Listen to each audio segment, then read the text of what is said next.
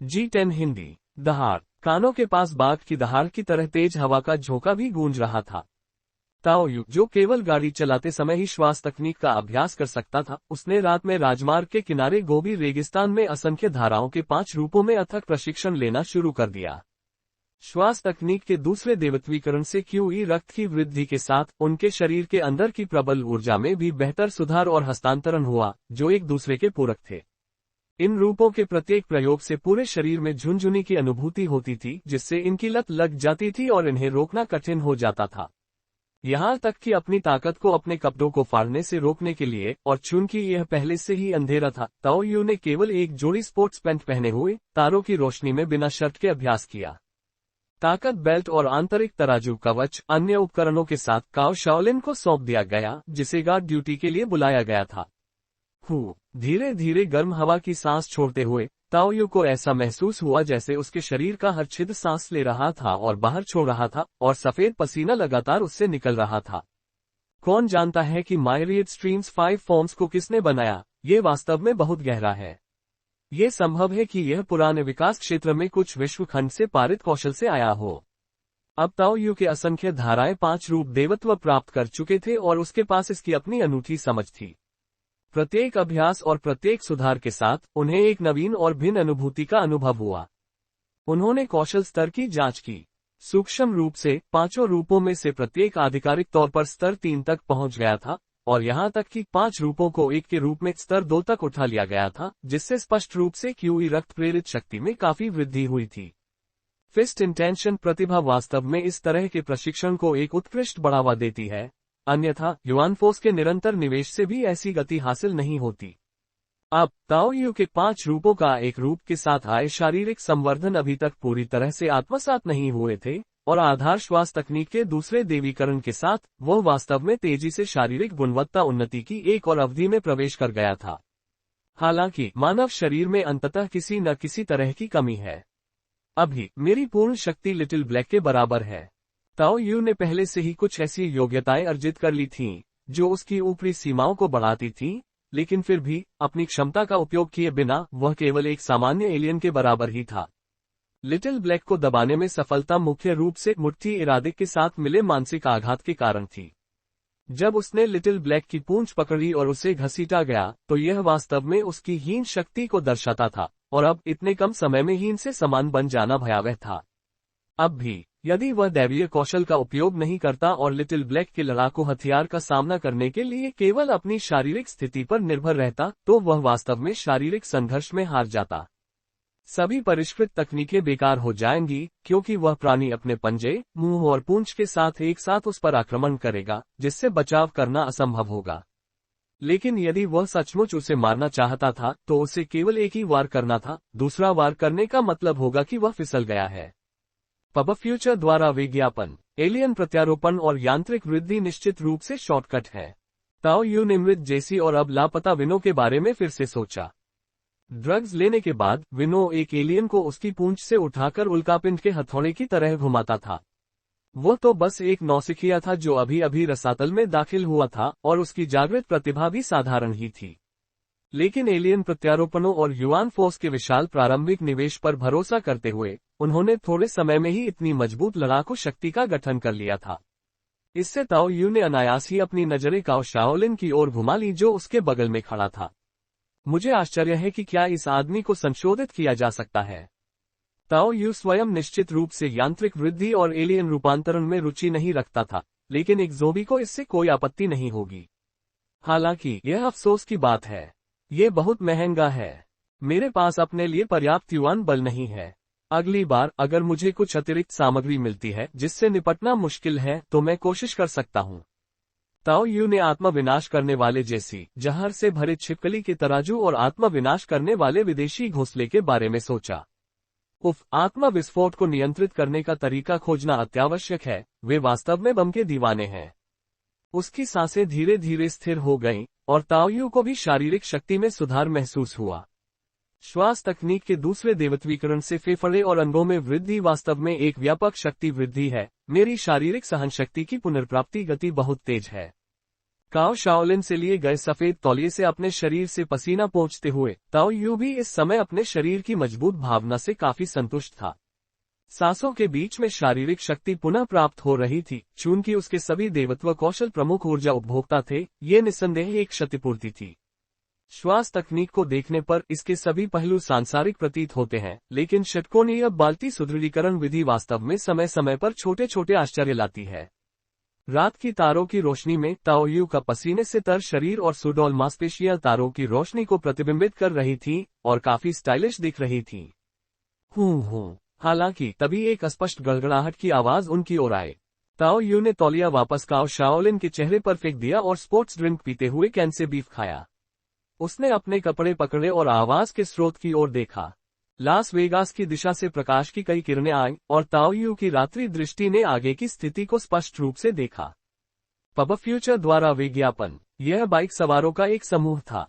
सभी भारी मोटरसाइकिलों पर सवार थे, जिनमें से कई में ज़ॉम्बी विरोधी संशोधन थे, जिनमें बहुत सारे धातु के स्पाइक्स वेल्डेड थे। हालांकि वे दोपहिया वाहन थे, जब तक सवार कुशल थे, ज़ॉम्बी से भिड़ना कोई समस्या नहीं होगी, बशर्ते कि बहुत अधिक ज़ॉम्बी न हो। बैकवोट। हम एक उत्तरजीवी। अपने मुंह में मांस निगलने के बाद ताओ यू ने अपने कपड़े पहनने से पहले विधिपूर्वक अपने उपकरण पहनने शुरू कर दिए।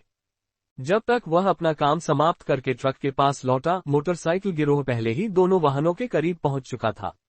लिटिल ब्लैक पहले ही टैंकर की छाया के नीचे कूद चुका था और अपनी विदेशी प्रवृत्ति का उपयोग करते हुए छिपने लगा था, जबकि कैब में बैठे जूडी और जेसी ने घबराहट में ताओ यू द्वारा आत्मरक्षा के लिए दी गई पिस्तौल निकाल ली थी। बाइकों की तेज आवाज और कभी कभी अजीब सी चीखें सुनकर उन दोनों को कुछ अप्रिय यादें याद आ गईं।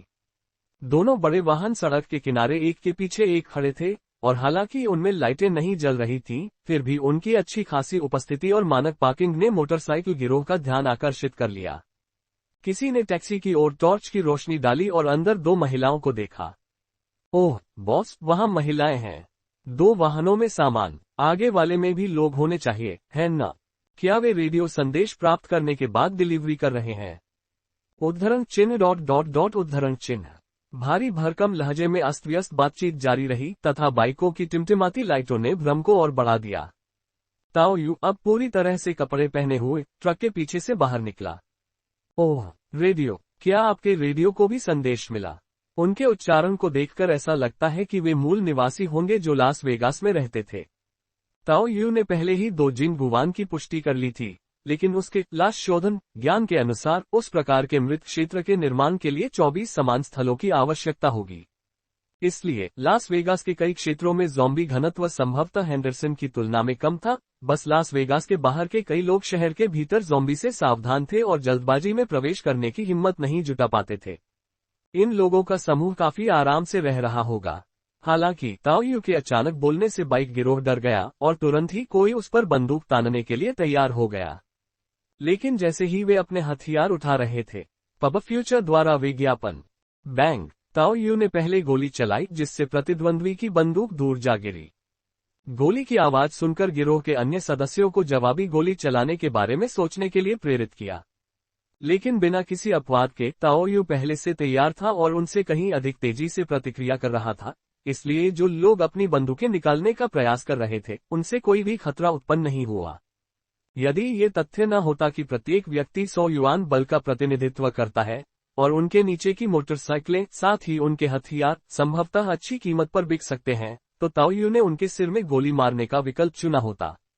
Bang bang bang. लगातार गोलीबारी काफी धीमी थी। ताओ यू को गोलियों के बीच में अपनी मैगजीन को फिर से लोड करने का भी समय मिला।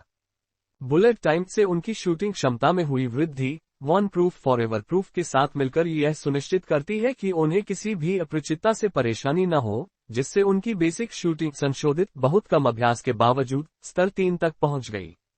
अब ताओ यू ने लापरवाही से पुनः गोलियां चलाईं तथा जवाबी कार्रवाई करने का प्रयास करने वाले और गोली लगने से घायल हुए लोगों की दर्द भरी चीखों ने प्रतिरोध के किसी भी विचार को तुरंत दबा दिया।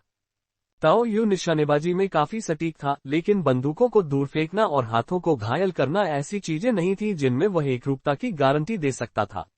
जिनके हाथों में गोली लगी थी, उन्हें बस अपनी बुरी किस्मत को स्वीकार करना पड़ा। वह इन छोटे करामिस के लिए प्रक्षेप पथ को सही करने में अपनी मानसिक ऊर्जा बर्बाद नहीं करना चाहते थे। मुझे ये बिल्कुल पसंद नहीं है जब लोग मुझ पर बंदूक तानते हैं। ताओ यू ने व्यवस्थित तरीके से पुनः लोडिंग पूरी की, यहाँ तक कि एक एक राउंड में खाली मैगजीन को भरने में भी समय लगाया, और इस दौरान उसके चेहरे पर मुस्कान बनी रही। हालांकि मैगजीन में गोलियों की लयबद्ध आवाज सुनकर बाइक सवारों के पसीने छूट गए। समझ गया, हम अभी गलत थे।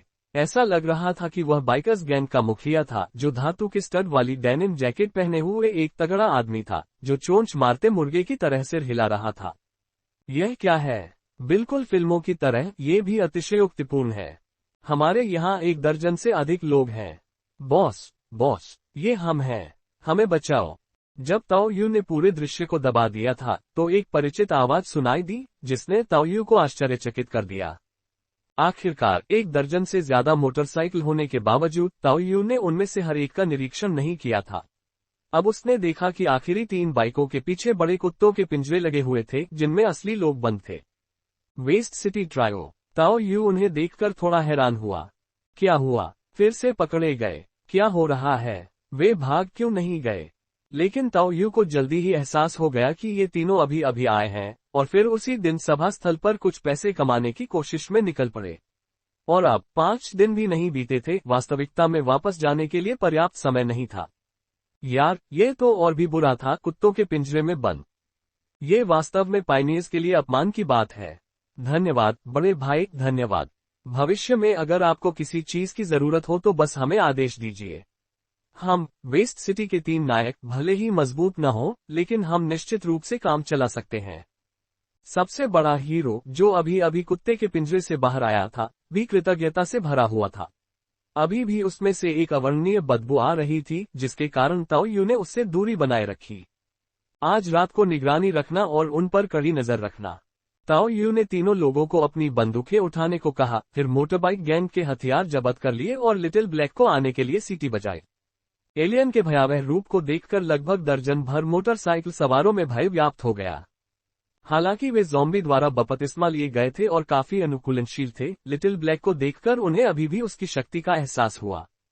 जो कोई भी छिपकर भागने की कोशिश करेगा वह मारा जाएगा। हम कल सुबह सबसे पहले निकलेंगे, मैं भी बेस पर जा रहा हूँ। हाँ, हम आपके साथ चलेंगे। तो फिर आओ, एक बार में 2, मैं बारी बारी से सवाल पूछूंगा। अगर कोई झूठ बोलेगा तो मैं पहले उसका अंत काट दूंगा। ताओ यू के शब्दों को सुनकर बाइकर्स गैंग का चमड़े का जैकेट पहने बॉस कांप उठा और बार बार सिर हिलाने लगा। समझ गया। आप पहले यहाँ आइए। आपके रेडियो में क्या चल रहा है? ताओ यू ने पूछताछ जारी की और धीरे धीरे स्थिति को समझ लिया। ऐसा प्रतीत होता है कि सैन्य अड्डे में बचे लोगों या जैक के समूह में से किसी ने संदेश प्रसारित करने में मदद की थी। फ्लोटिंग सिटी के 2 लोगों ने लास वेगास रेडियो स्टेशन के मूल फ्रीक्वेंसी बैंड को हाईजैक कर लिया था तथा बचे हुए लोगों को बेस के अस्तित्व के बारे में सूचित कर दिया था। सुरक्षित भोजन के साथ व्यवस्था बहाल करना। इनमें से प्रत्येक वादा संदेश प्राप्त करने वाले किसी भी उत्तरजीवी के हृदय को झकझोरने के लिए पर्याप्त था। इसलिए इस मोटरबाइक गैंग ने, जो हमेशा लास वेगास के बाहरी इलाके में काम करता था, सीधे वहां जाने का फैसला किया। वास्तव में हम पहले भी उस सैन्य अड्डे पर गए थे, लेकिन ज़ॉम्बी बहुत ज्यादा थे और हमने अंततः हार मान ली। इसे साफ करने के लिए किसी के पास वास्तव में मजबूत लड़ाकू शक्ति होनी चाहिए, और सुरक्षा वास्तव में सुनिश्चित है। मोटरबाइक गैंग के नेता ने ईमानदारी से अपनी विचार प्रक्रिया बताई। ऐसा लगता है कि आप बहुत सफल हो रहे हैं। क्या लास वेगास में कोई खतरा है? उन राजधानियों के साथ क्या मामला है? ताओ यू ने उन चीजों के बारे में पूछा जिनमें उसकी गहरी दिलचस्पी थी। लास वेगास शहर के अंदर वास्तव में ये बुरा नहीं है। वहां 20 से अधिक राजधानियां हैं, इसलिए ज़ॉम्बी घनत्व अभी भी प्रबंधनीय है। इस बिंदु पर उन्होंने आगे बोलने से पहले थोड़ा हिचकिचाहट दिखाए। हमने हमेशा लास वेगास में काम किया है, इसलिए हमें पता है कि उन राजधानियों का निर्माण महामारी की शुरुआत में हुआ था, जब ज़ॉम्बी अपने आप ही जमा हो रहे थे। जब वह बोल रहा था तो उसके चेहरे पर भय साफ झलक रहा था। वह विचित्र दृश्य आज भी उसकी स्मृति में ताजा है। यदि शहर के अंदर प्रचुर मात्रा में भोजन और पास में पानी का स्रोत न होता, तो वे वास्तव में वहां नहीं रहना चाहते। इसके अलावा शहर के अन्य बचे लोगों के साथ हमारी बातचीत के माध्यम से हम जानते हैं कि हालांकि लास वेगास का समग्र वातावरण अच्छा है, लोग वास्तव में हर रात गायब हो जाते हैं। पिछले कुछ महीनों में मेरी टीम के 3 लोग बिना किसी निशान के गायब हो गए। ये सुनकर ताओ यू सोच में पड़ गया। क्या लोग हर दिन गायब हो रहे हैं? तभी शव शोधन के बारे में जानकारी उसके दिमाग में उभरी। इस मानव निर्मित नरक में लाशें जाग गई थीं और हर दिन शिकार कर रही थीं। ऐसा केवल इसलिए था क्योंकि वे अभी भी लाशों की खेती करने की प्रक्रिया में थे, इसलिए उन्होंने शहर में सभी बचे हुए लोगों को नष्ट नहीं किया था। लास वेगास में जीवित बचा हर व्यक्ति वास्तव में उनका रक्त भोजन था। उन्होंने कब तक खेती करने की योजना बनाई थी? ताओ यू की स्वयं की शव शोधन तकनीक की ऊपरी सीमा लगभग 81 दिन थी और अब 7 या 8 महीने हो गए हैं और वे अभी भी साधना कर रहे हैं। भले ही इस शव शोधन तकनीक की कोई सीमा हो, लेकिन इस तरह लगातार ढेर लगाना परेशानी भरा है। ताओ यू ने लास वेगास के घने अंधेरे क्षेत्र की ओर देखा। उसका दिल कुछ भारी था। शायद सिर्फ लास वेगास ही नहीं, बल्कि इस संक्रमण ने पूरे विश्व की वर्तमान स्थिति को प्रभावित किया है। यह अनिश्चित है कि ऐसे कितने क्षेत्र उभरेंगे। खेती के लिए आंख मूंदकर एक ही ज़ॉम्बी का उपयोग करना कम और कम कुशल हो जाता है। बेहतर होगा कि फैलाकर अधिक ज़ॉम्बी पैदा किए जाएं। बैकवोट। जिस प्रकार परमाणु बम की क्षमता में 10 गुना वृद्धि होने पर मारक क्षमता 2 गुनी हो जाती है, उसी प्रकार अनेक आयुधों की विनाशकारी शक्ति उनकी क्षमता के योग से कहीं अधिक होती है। पर्दे के पीछे के व्यक्ति के लिए शहर में मौजूद ज़ॉम्बी पहले से ही कई वारहेड्स की तरह हैं, लेकिन वह एक ही समय में इतने सारे ज़ॉम्बी को कैसे नियंत्रित कर रहा है? मानसिक बोझ भारी होना चाहिए। प्रत्येक ज़ॉम्बी को मानसिक क्षमता के एक हिस्से की आवश्यकता होती है, और यही कारण है कि ताओ यू प्रीमियम ज़ॉम्बी को परिष्कृत करना चाहता था, अधिकतम 1 या 2। हालांकि वैश्विक स्तर पर लास वेगास जैसे कई शहर हैं, इसलिए कोई अन्य तरीका अवश्य होगा जो उसके लिए अज्ञात हो। उन्हें नियंत्रित करने के लिए किसी उपकरण का उपयोग करना। सुबह का सूरज धीरे धीरे उग रहा था और गोबी रेगिस्तान पर अपनी रोशनी डाल रहा था। हवाओं के कारण रेत से अटे पड़े राजमार्गों पर कभी कभी सड़क के किनारे कोई वाहन खड़ा दिखाई देता था, लेकिन कुल मिलाकर सड़कों की स्थिति शहर के अंदर की तुलना में काफी बेहतर थी। इस समय एक ट्रक और एक टैंकर के इर्द गिर्द केंद्रित काफिला राजमार्ग पर स्थिर गति से आगे बढ़ रहा था। सड़क पर रेत और बजरी होने के कारण ट्रक को फिसलने से बचाने के लिए उसकी गति नहीं बढ़ाई गई, जबकि मोटरसाइकिलें रक्षक की तरह उसके साथ साथ चल रही थीं। मोटरबाइक गैंग के लगभग 1 दर्जन सदस्य, जिन्हें ताओ यू ने मौके पर ही पकड़ लिया था, अब भागने के बारे में सोचे बिना आज्ञाकारी ढंग से उनका पीछा कर रहे थे। पिछली रात अकेले ही बंदूक से उन पर हमला करके ताओ यू ने जो मानसिक छाया छोड़ी थी, वह बहुत गहरी थी। भागने का मतलब होगा दूर से निशाना साधा जाना, और इसके लिए वे स्वयं को ही दोषी मानेंगे, है ना? चूंकि वे वैसे भी बेस की ओर जा रहे थे, इसलिए बेहतर होगा कि वे उनका अनुसरण करें। चूंकि बेस ज्यादा दूर नहीं था, इसलिए वाहनों की धीमी गति के बावजूद वे दोपहर से पहले ही बेस की स्थिति देख सकते थे। दूर से बेस से काला धुआं उठता हुआ देखा जा सकता था तथा हवा में जलने की दुर्गंध भरी हुई थी। ट्रक की ऊंचाई का लाभ उठाते हुए ताओ यू ने वहां की स्थिति का पहले ही अंदाजा लगा लिया था। कई जगह लाशों के ढेर जलाए जा रहे थे। यद्यपि अल्पावधि में ये गंध भयंकर होगी, लेकिन इससे निश्चित रूप से निपटना होगा, जो कि सड़ांध की दीर्घकालिक दुर्गंध से बेहतर है। मैंने लाशों के उठने का इंतजार किया, खरीदारी में समय बिताया, लास वेगास से ट्रक ले जाने में हुई देरी और बाहर रात बिताने में भी देरी हुई, इसलिए ये सामान्य बात है कि यहाँ के आसपास के अन्य पायनियर्स पहले पहुंच गए। ताओ यू ने अपने मन में समरेखा पर विचार किया। निस्संदेह अब बेस पर बहुत अधिक पायनियर्स नहीं थे, मुख्य बल स्थानीय लोगों का होना चाहिए। उसने उस बूढ़ी महिला को भी देखा, जिसने जैक की टीम में किसी को मारने के लिए बेत लहराई थी। अब वह लाशों के ढेर के सामने काम करते हुए कांप रही थी। कंपनी अपने आसपास बेकार लोगों को नहीं रखती है, और वे निश्चित रूप से जैक की तरह सहज नहीं है। बीप बीप, ताओ यू ने हॉर्न बजाया और बड़े काफिले ने तुरंत बेस से ध्यान आकर्षित किया। वहां मौजूद हर किसी ने अनायास ही ऊपर देखा। तभी ताओ यू ने 3 मोटरसाइकिलों को तेजी से उनकी ओर आते देखा। इनमें से एक मोटरसाइकिल की शैली पृथ्वी पर उपलब्ध मोटरसाइकिलों से बिल्कुल भिन्न थी। इसमें एक पंख जैसा एहसास था, जो संभवतः वर्तमान दुनिया से लाया गया था, जो परिवहन योग्य आकार की सीमा के करीब लग रहा था। इनर सिटी पायनियर्स, ताओ यू ने तुरंत अपना निर्णय सुनाया। सन भाई बहनों के छोटे से अनुरोध को ध्यान में रखते हुए ताओ यू अब इनर सिटी पायनियर्स को देखकर भयभीत नहीं था। उनमें से कई को मार डालने के बाद भी सिर काटना मौत की सजा थी, इसलिए डरने की कोई बात नहीं थी। क्या आप बचे हुए हैं? बेस पर आ रहे हैं। पहुंचते ही हेलमेट पहने हुए पृथ्वी शैली की मोटरसाइकिल पर सवार एक व्यक्ति ने ऊंची आवाज में अंग्रेजी में पूछताछ की। ताओ यू ने यह भी महसूस किया कि पायनियर ने विल पावर ट्रांसलेशन को चुना था क्योंकि वह अंग्रेजी समझ सकता था, इसलिए उसे भी यही लगा। दूसरे व्यक्ति के चेहरे पर उत्साह देखकर ताओ यू ने अनुमान लगाया कि उस व्यक्ति ने सोचा होगा कि यह एक लावारिस समूह है, इसलिए उसने फिर से हॉर्न बजाया और खिड़की से अपना सिर बाहर निकालकर आम भाषा में कहा, बड़े भाई, स्थानीय पायनियर। जैसे ही ताओ यू ने अपना परिचय दिया, उत्तेजित स्वर वाला हेलमेटधारी व्यक्ति अपनी हरकतों में कठोर हो गया। हालांकि हेलमेट पहने हुए ताओ यू को यह स्पष्ट आभास हुआ कि उस व्यक्ति ने दबी जुबान में कुछ अपशब्द बोले थे। पांडा, दुर्भाग्य, यह एक पायनियर है।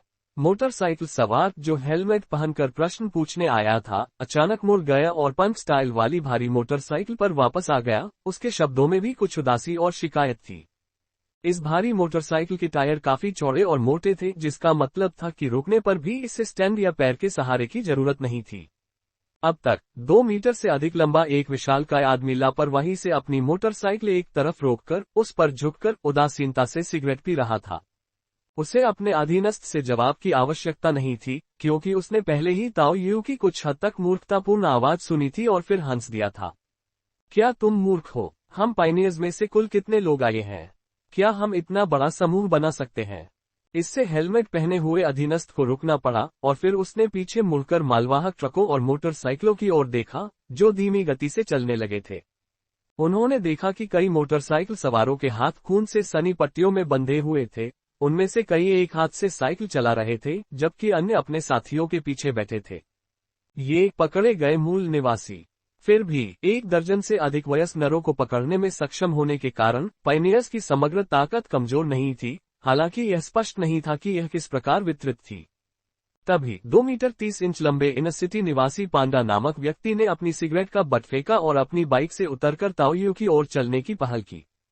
पीछे एक ईंधन टैंकर को देखने के बाद उसने अपनी भौहें उठाई और ताओ यू से कहा, जो ड्राइवर के केबिन से बाहर झुक रहा था, क्या वह पीछे तेल ले जा रहा है?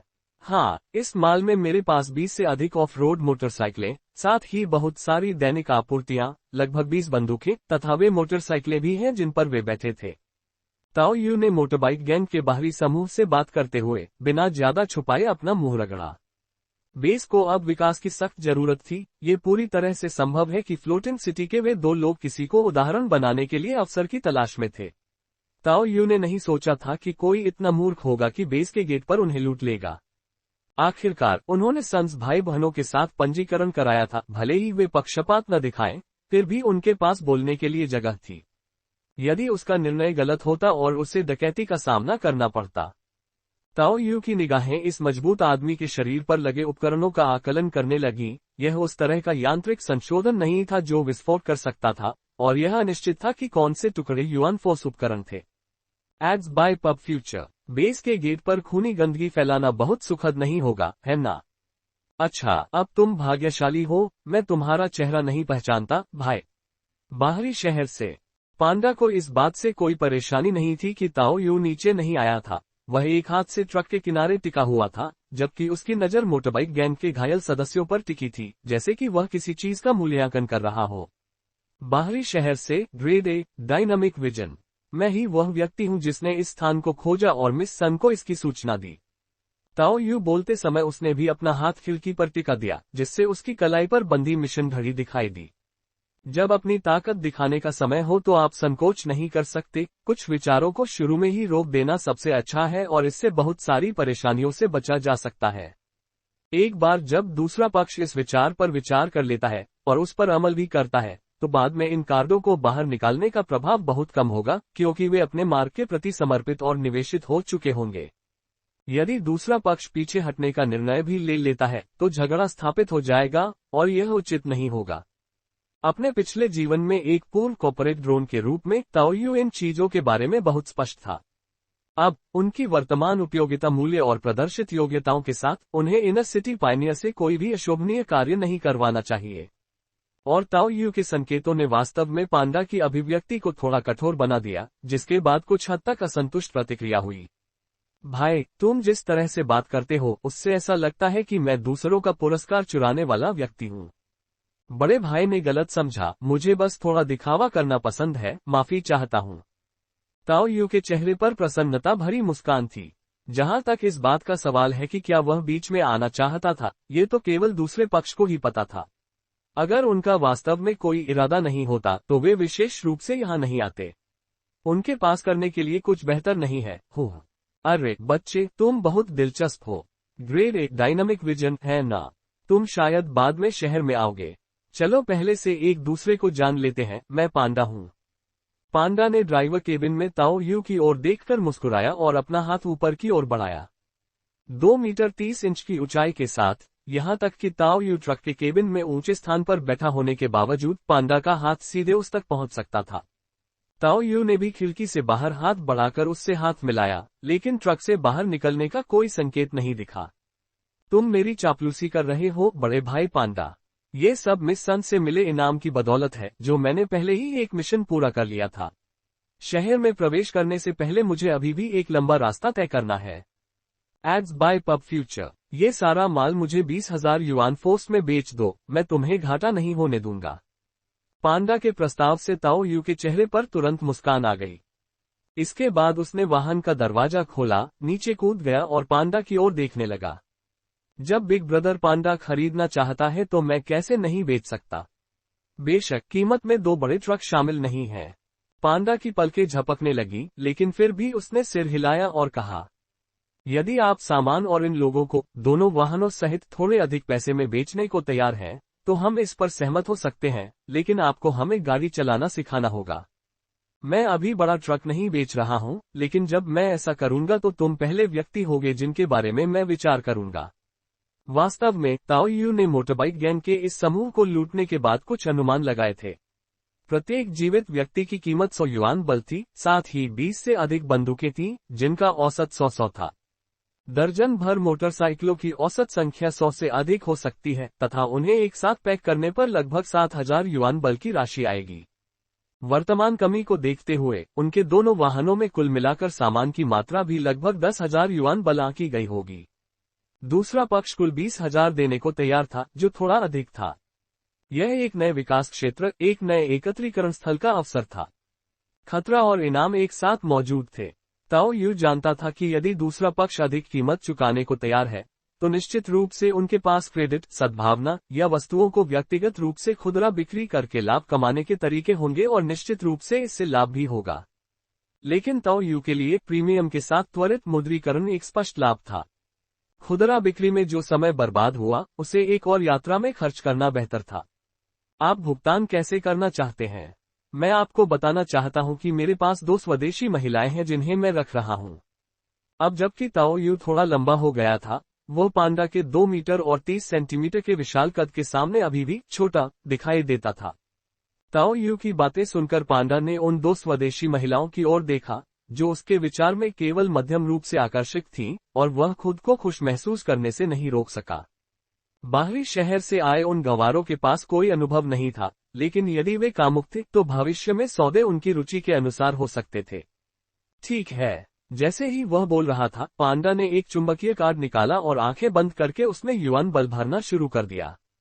उसके पास स्पष्ट रूप से सन के भाई बहनों के समान धन नहीं था कि वह पहले से लोड किए गए चुंबकीय कार्ड ले जा सके, और 20,000 युआन बल अभी भी उसके लिए एक महत्वपूर्ण राशि थी।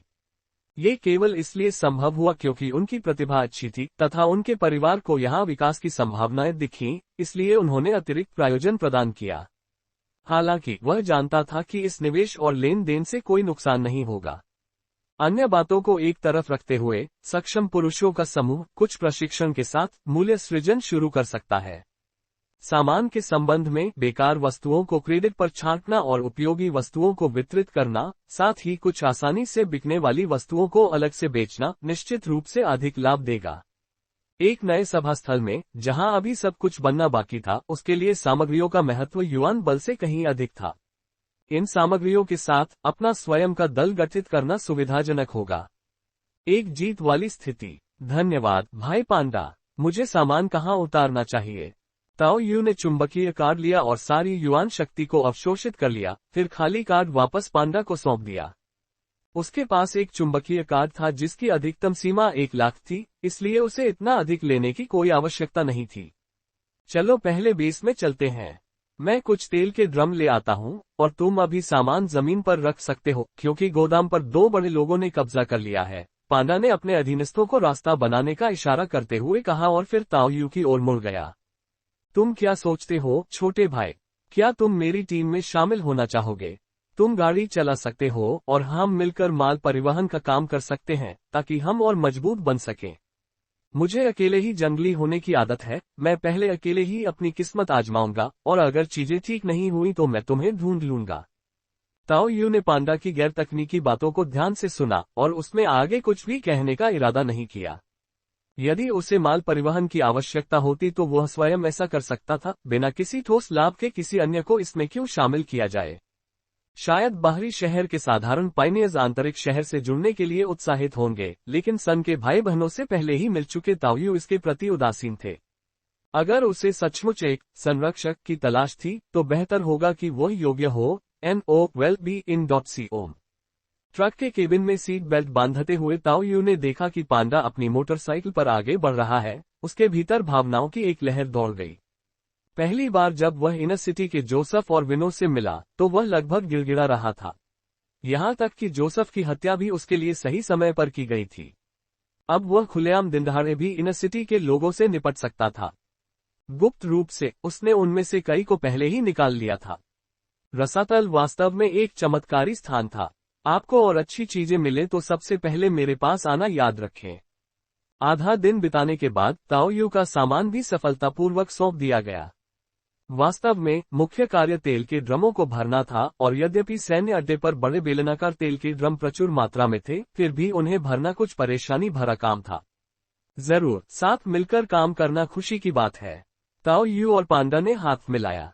खुशी मेरी है। जैसे ही पांडा ने हाथ मिलाया, उसने ताओ यू के पास खड़े जैक पर भी एक और नजर डाली। ताओ यू के महत्व का उसका अनुमान एक बार फिर बढ़ गया।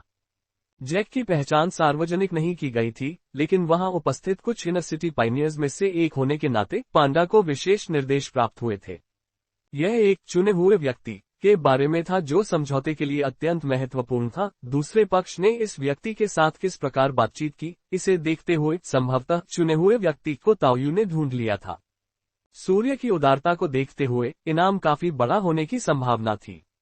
ग्रेड ए की प्रतिभा और इतना बड़ा इनाम, साथ ही सन भाई बहनों के संरक्षण में होने के कारण इसमें कोई आश्चर्य नहीं है कि उसे मुझसे मुकाबला करने का आत्मविश्वास था, जो कि अन्य बाहरी शहर के लोगों से अलग था। ताओ यू और जैक पर एक आखिरी नजर डालकर पांडा मुड़ा और चला गया। इन सभी लाभों को प्राप्त करने के बाद अब समय आ गया था कि उन्हें अधिक लाभ में परिवर्तित किया जाए और अपनी टीम को और बेहतर बनाया जाए। ... बच्चे, तुमने काफी सामान अपने हाथ में लिया है, बढ़िया काम किया है। इतना इनाम तो तुम्हें मुझे भी देना चाहिए। जैक ने ताओ यू की ओर अपनी भौहें हिलाईं। ताओ यू को बेस पर आते देख जैक को बहुत राहत महसूस हुई। यद्यपि सीधे उड़ान भरकर आए सन भाई बहन उसके प्रति दयालु थे और उन्होंने उसे कुछ सुरक्षात्मक उपकरण भी दिए थे, फिर भी जैक को ताओ यू की संगति में अधिक सहजता महसूस हुई। जरूर, मैं तुम्हें एक डिब्बा गोमांस खिलाऊंगा। ताओ यू ने अपने पास रखा एक डिब्बा अपने ऊपर फेंक दिया। इसे भूल जाओ, मैं पहले ही इससे तंग आ चुका हूँ।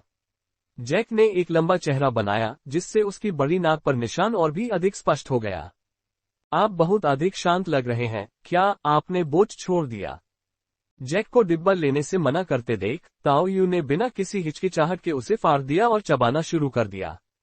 मैंने कहा था कि मैं उन्हें यहाँ लाकर बात को अच्छे ढंग से समाप्त करूंगा, आगे क्या होगा यह आपकी कंपनी पर निर्भर है। इसके बाद जैक ने अपना सिर ज़ोंबी लाशों के ढेर की ओर घुमाया, जहां इस समय जैक की पूर्व टीम के कई सदस्य इधर उधर भाग रहे थे। कमजोर और महिलाएं दोनों ही अपवाद नहीं थे। यदि आप काम नहीं करते हैं तो खाने के लिए भोजन नहीं मिलता है, और सचमुच भोजन नहीं मिलता है। इस संबंध में कंपनी पूरी तरह निष्पक्ष थी। पब फ्यूचर द्वारा विज्ञापन। अब सिर्फ टॉमी और सेनके ही मेरे साथ हैं और आपके दो पायनियर बड़े शॉट निश्चित रूप से मजबूत हैं। वे तब तक आ गए जब तक कि मैं ज़ॉम्बी को दूर भगाने में कामयाब भी नहीं हो गया। जब जैक ने ये कहा तो उसके चेहरे पर आश्चर्य झलक रहा था। उसे विश्वास नहीं हो रहा था कि ये भी हमारे ही जैसे इंसान हैं। लाशों का वध घास काटने जितना सरल था। फ्लोटिंग सिटी के बड़े लोगों को मजबूत होना चाहिए। हाँ, क्या आप जानते हैं कि वे अब कहाँ हैं? मुझे उनसे कुछ चर्चा करनी है। ताओ यू ने सहजता से पूछा। वह मुख्य रूप से लास वेगास से संबंधित कुछ मुद्दों पर चर्चा करना चाहते थे तथा अपना छोटा सा अनुरोध भी रखना चाहते थे। आखिरकार ये दोनों जितने मजबूत होंगे उनके लिए उतना ही अच्छा होगा। वे थोड़ी देर के लिए बाहर गए थे, संभवतः आसपास देखने की योजना बना रहे थे। उन्होंने कहा कि वे 1-2 दिन में वापस आ जाएंगे। जैक ने अनायास कहा, अच्छा, लगता है आप काफी जानकार हैं। उन्होंने मुझे अस्थायी रूप से बेस का प्रबंधन करने के लिए कहा, इसलिए निश्चित रूप से मुझे इसकी जानकारी दी गई। जैक ने ताओ यू को एक नजर देखा, जिससे ताओ यू वास्तव में आश्चर्यचकित हो गया। लेकिन जल्द ही उसे समझ आ गया। चुने हुए लोग आखिरकार आलोचनात्मक थे, विशेष व्यवहार सामान्य बात थी। इसके अलावा चुने हुए व्यक्ति के अपेक्षाकृत सकारात्मक चरित्र और प्रतिष्ठा को देखते हुए उन पर अधिक भरोसा किया जाएगा और उन्हें जिम्मेदारियां दी जाएंगी। इसके अलावा स्वदेशी लोगों के पास स्वयं मजबूत अन्वेषण क्षमताएं नहीं थी, लेकिन उन्हें रसद और निर्माण का काम सौंपना पायनियर्स का उपयोग करने की तुलना में कहीं अधिक लागत प्रभावी था। इसके अलावा यहां तक कि चुने हुए लोग भी गुप्त रूप से युआन फोर्स की वस्तुओं को ग्रहण नहीं कर सकते थे या उनसे अपनी जेबें नहीं भर सकते थे। आप मैनेजर हैं और फिर भी अपने पूर्व लोगों को ये काम करने दे रहे हैं। उन्हें कोई शिकायत नहीं है। ताओ यू ने जिज्ञासा से अपनी भौहें उठाईं। मैं केवल प्रबंधक के रूप में काम कर रहा हूं, आपूर्ति मेरी नहीं है। बैरकों में बचे लोगों ने भोजन और आश्रय के बदले कुछ लिपिकीय कार्य किया है। जैक ने शांति से कहा, फिर आगे बोला, जो कार्य किए जाने हैं वे यहाँ निर्धारित हैं तथा पूरा करने के लिए वितरित की जाने वाली आपूर्ति की संख्या सीमित है। यदि वे ऐसा नहीं करते हैं तो दूसरों को मदद करनी होगी, अन्यथा सभी भूखे रह जाएंगे, इसलिए कोई विकल्प नहीं है। आखिरकार जैक भूतपूर्व CIA था और कोई अंधा आदर्शवादी नहीं था। उसने सभी को यहाँ लाने का जोखिम सिर्फ इसलिए उठाया था ताकि वह उनके नेता के रूप में अपना कर्तव्य पूरा कर सके। अब जब उसकी जिम्मेदारी बदल गई है तो वह सिर्फ अपनी मौजूदा भूमिका पर ध्यान केंद्रित करेगा।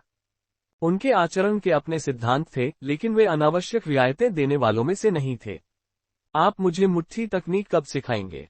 मुझे लगता है कि मेरी रुक कौशल वहां तक पहुंच गई है। उन्होंने मेरे लिए बहुत सारे लाशों को अपंग कर दिया ताकि मैं उनमें से कई को जला सकूं। जैक ने फिर ताओ यू से पूछताछ की।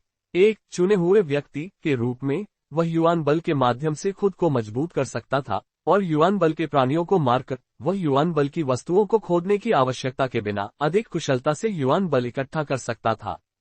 हालांकि इसका नकारात्मक पक्ष ये था कि वह युआन बल की वस्तुओं या कौशलों को सक्रिय रूप से अवशोषित नहीं कर सकता था, न ही वह चुनिंदा रूप से कुछ बढ़ा सकता था। ये सभी क्षेत्रों में एक सामान्य सुधार था।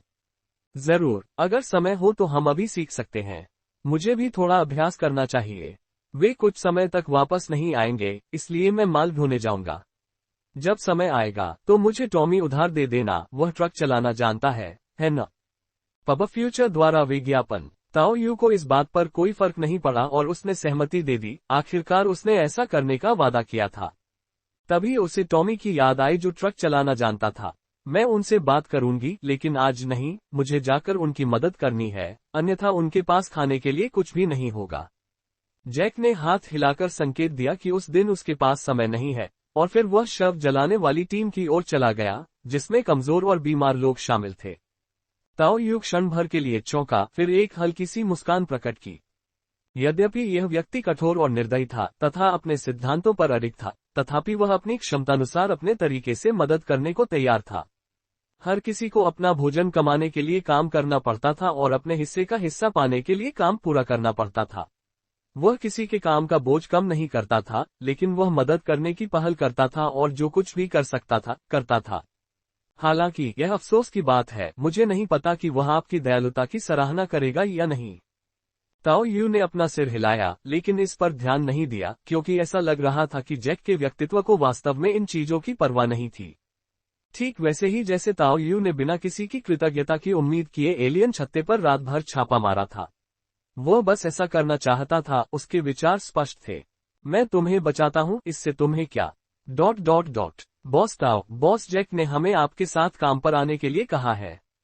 टॉमी और सेनके ने बेस के व्यक्तिगत लड़ाकू गियर पहनकर अपने चेहरे पर बड़ी मुस्कुराहट के साथ ताओ यू का स्वागत किया। वे ताओ यू की योग्यताओं का काफी सम्मान करते थे और उन्हें सबसे परिचित पायनियर्स में से एक मानते थे। हम लास वेगास तक माल ले जा रहे हैं, लेकिन हम शहर में रात नहीं रुकेंगे। ताओ यू ने उन दोनों को देखकर मुस्कुराया। लास वेगास में स्थिति अभी भी अनसुलझी होने के कारण ताओ यू वहां रात भर नहीं रुकेगा, कौन जानता है कि उसे जैकपॉट मिल जाएगा या नहीं। हालांकि शव शोधन तकनीक द्वारा प्रदान किए गए नियंत्रण के साथ ताओ यू ये निर्धारित कर सकता था कि भले ही ज़ॉम्बी सूरज की रोशनी का सामना कर सके, लेकिन वे निश्चित रूप से इसे तुच्छ समझेंगे और दिन के समय बाहर नहीं निकलेंगे। साधारण शव शोधन तकनीक की कमियां काफी स्पष्ट थीं, केवल अपने स्वयं के देवत्व के बाद ही उन्होंने इस दोष को मिटा दिया था। अब बिना प्रतीक्षा में समय बर्बाद किए सरहद के आसपास कुछ माल ढोना ही उचित था। पिछली बार 2 ट्रक माल से 20,000 युआन बल प्राप्त हुआ था। यद्यपि माल की गुणवत्ता और मोटरबाइक गैंग द्वारा थोक में बिक्री ने इसमें भूमिका निभाई, लेकिन अब 3 ट्रकों के साथ क्या एक साथ 7 या 8,000 बनाना आसान नहीं होगा। बस कुछ सुपरमार्केट की आपूर्ति लोड करना पर्याप्त होना चाहिए। चूंकि इस समय सामान की खोज में कोई भी व्यक्ति नहीं है, इसलिए कोई भी व्यक्ति बिना किसी बाधा के सामान लाद सकता है, समय बर्बाद नहीं करना चाहिए। ... बीप बीप। ताओ यू के 2 मालवाहक ट्रक तथा वह ट्रक जिसे टॉमी ने शुरू में चलाया था, एक के बाद एक बेस से बाहर निकले, जिससे काफी ध्यान आकर्षित हुआ। पब फ्यूचर द्वारा विज्ञापन। पांडा, जो उस मोटरबाइक गिरोह को प्रशिक्षित करने में व्यस्त था जिसे वह भर्ती करना चाहता था, उसने भी वहां से निकल रहे 3 ट्रकों को ईर्ष्या से देखा। अब 3 ट्रक हैं, हे भगवान, माल हर जगह है और प्रत्येक बार चलाना बहुत बड़ी बात है। बड़बड़ाने के बाद उसने अपनी भयंकर नजर वापस गिरोह की ओर घुमाए। तुम निकम्मे लोगों, क्या तुम एक औरत से भी बदतर हो? क्या तुम एक ट्रक भी नहीं चला सकते? पांडा ने शुरू में सोचा था कि ऐसे ट्रकों के लिए बहुत सारे ड्राइवर होंगे, लेकिन उन्हें आश्चर्य हुआ कि मोटरबाइक गैंग के इन सदस्यों में से कोई भी उन्हें चलाना नहीं जानता था। हाँ, कुछ लोग सामान्य कारें चला सकते थे, लेकिन एक साधारण चालक के लिए जटिल सड़क परिस्थितियों में ट्रक को संभालना कोई ऐसी बात नहीं थी जो 1 या 2 दिन में हासिल की जा सके। अब वह केवल लालसा से देख सकता था कि कैसे ताओ यू माल से भरे 3 ट्रकों के साथ खुशी खुशी चला जा रहा था। बॉस पांडा, वो तो आउटर सिटी का एक गंवार है, बस किस्मत से उसे थोड़ा इनाम मिल गया। तुम्हें लगता है कि उसने वाकई इनर सिटी के बड़े लोगों की नजरें अपनी ओर खींच ली हैं। इसी समय पांडा का एक अधीनस्थ, जो लगभग 6 फुट लंबा एक हट्टा कट्टा आदमी था, जल्दी से आया और धीमे स्वर में बोला।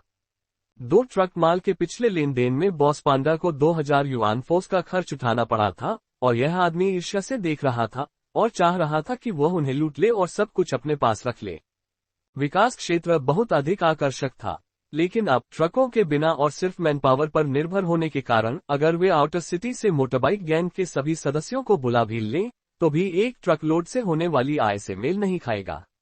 और पांडा ने ऐसा सौदा छोड़ दिया जो इस आदमी की समझ से परे था। पांडा ने उस आदमी को एक मजाकिया नजर से देखा। अरे बेवकूफ, अब से मेरा पीछा करना बंद करो, तुम एक झंझट हो। इस टिप्पणी ने उस बलवान व्यक्ति के चेहरे पर तुरंत ही विराम लगा दिया और कुछ ही देर में उसका चेहरा लाल हो गया। लेकिन पांडा के विशालकाय शरीर को अपने से छोटा देखकर वह बोलने का साहस नहीं कर सका। वह सिर झुकाकर लगातार माफी मांगता रहा और फिर जल्दी से चला गया। ध्यान से देखो, और यदि तुम वर्तमान स्थिति को नहीं समझ सकते तो अभी चले जाओ। यहाँ रुककर मुझे परेशान मत करो। पांडा ने उस आदमी को एक उदाहरण के रूप में इस्तेमाल करते हुए अपनी सत्ता का प्रदर्शन किया और अन्य अधीनस्थों को डांटते हुए कहा। बेस पर पहुंचे इनर सिटी पायनियर्स में से एक के रूप में सिर्फ कॉल करके वह आउटर सिटी के अधीनस्थों के एक समूह की भर्ती कर सकता था।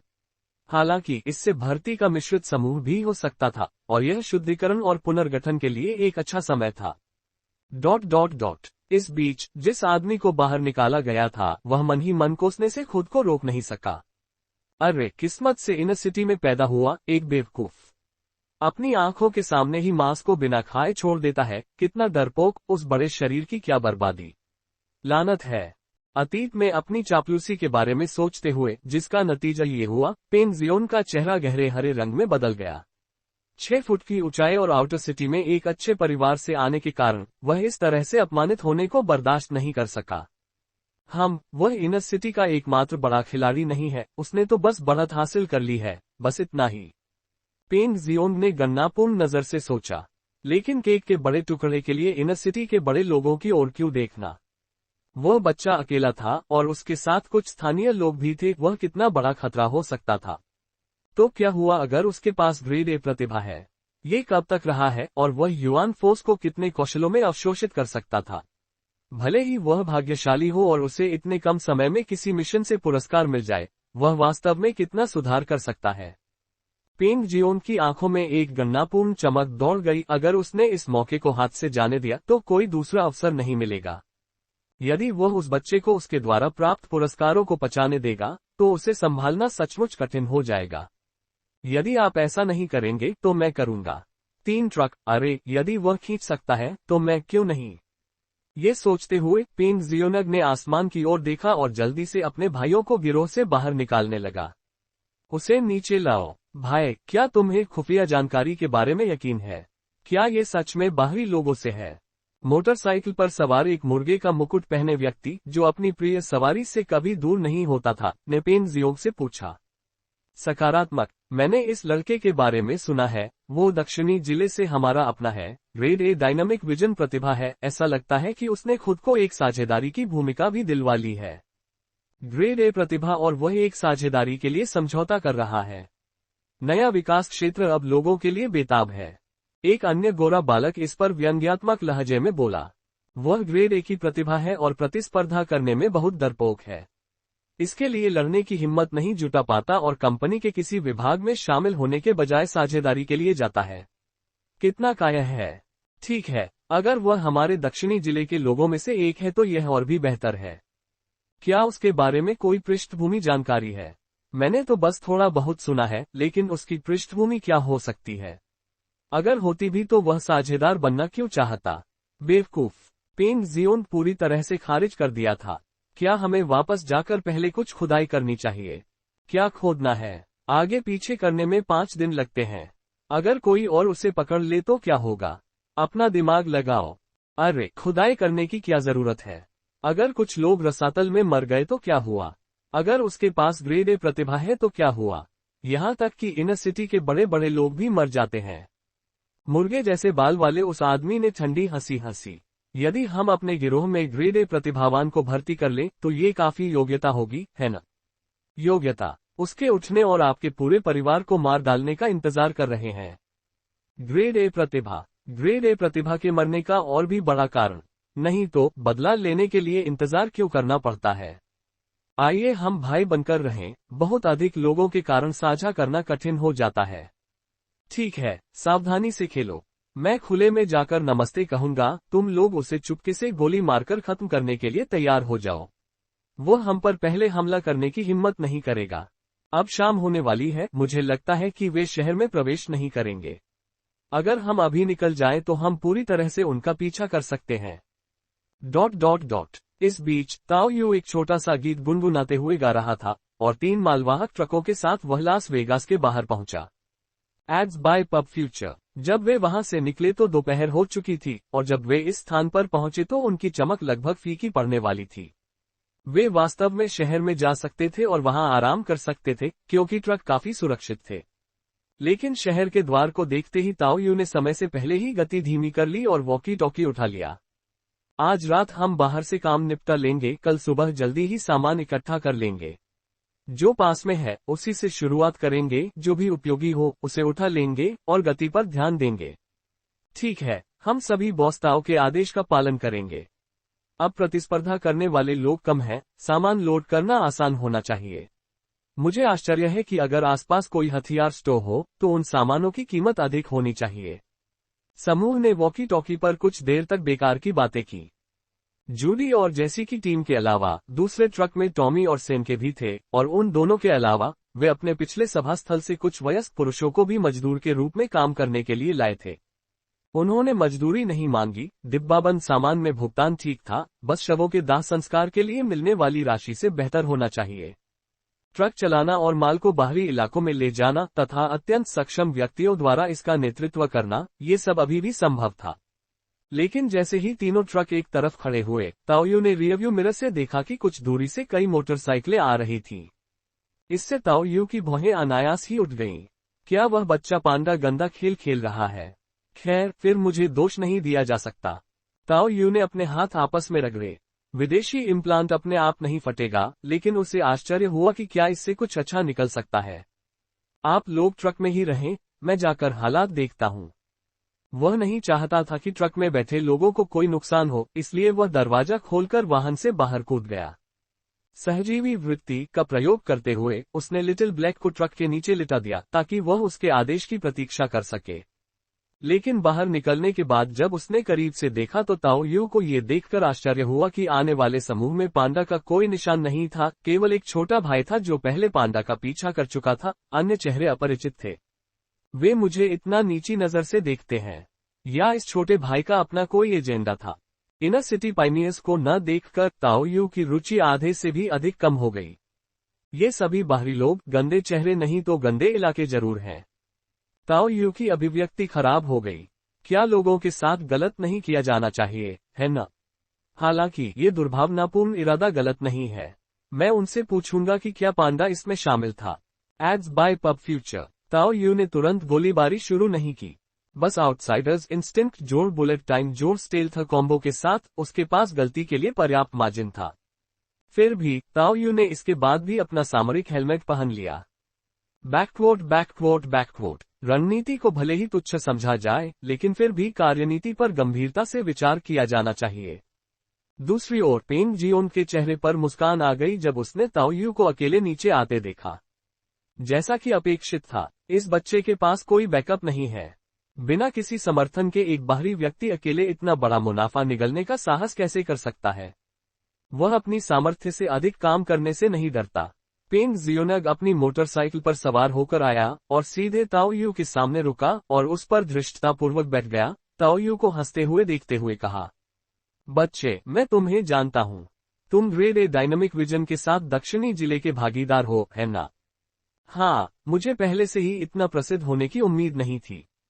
ताओ यू मुस्कुराया। हे, ग्रेड ए युद्ध प्रतिभा वाले एक बाहरी व्यक्ति का कुछ मूल्य होता है, ठीक उसी तरह जैसे वाइल्ड वुल्फ गैंग का वह अकेला भेड़िया जो रैंक में ऊपर उठ गया। पेंग जियोंग ने स्वाभाविक ढंग से भूमि की स्थिति बताते हुए बात की। ओह, साउथ सिटी में वाइल्ड वुल्फ गैंग का बोलबाला है।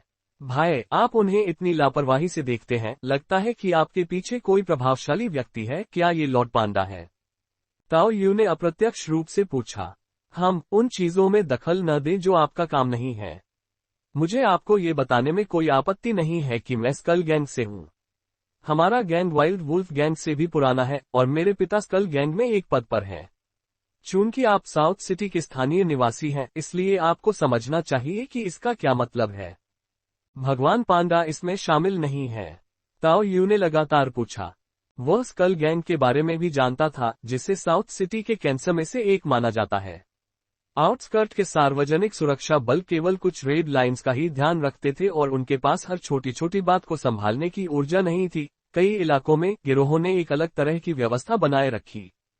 हालांकि अंकल हु के साथ कुछ संबंधों के कारण उनके अपने परिवार को आमतौर पर गिरोह के सदस्यों द्वारा परेशान नहीं किया जाता था। अब उनके पीछे आने वाले इन लोगों के पास शायद उनकी जांच करने का समय नहीं था, या शायद वे ऐसा करने की जहमत नहीं उठाते थे।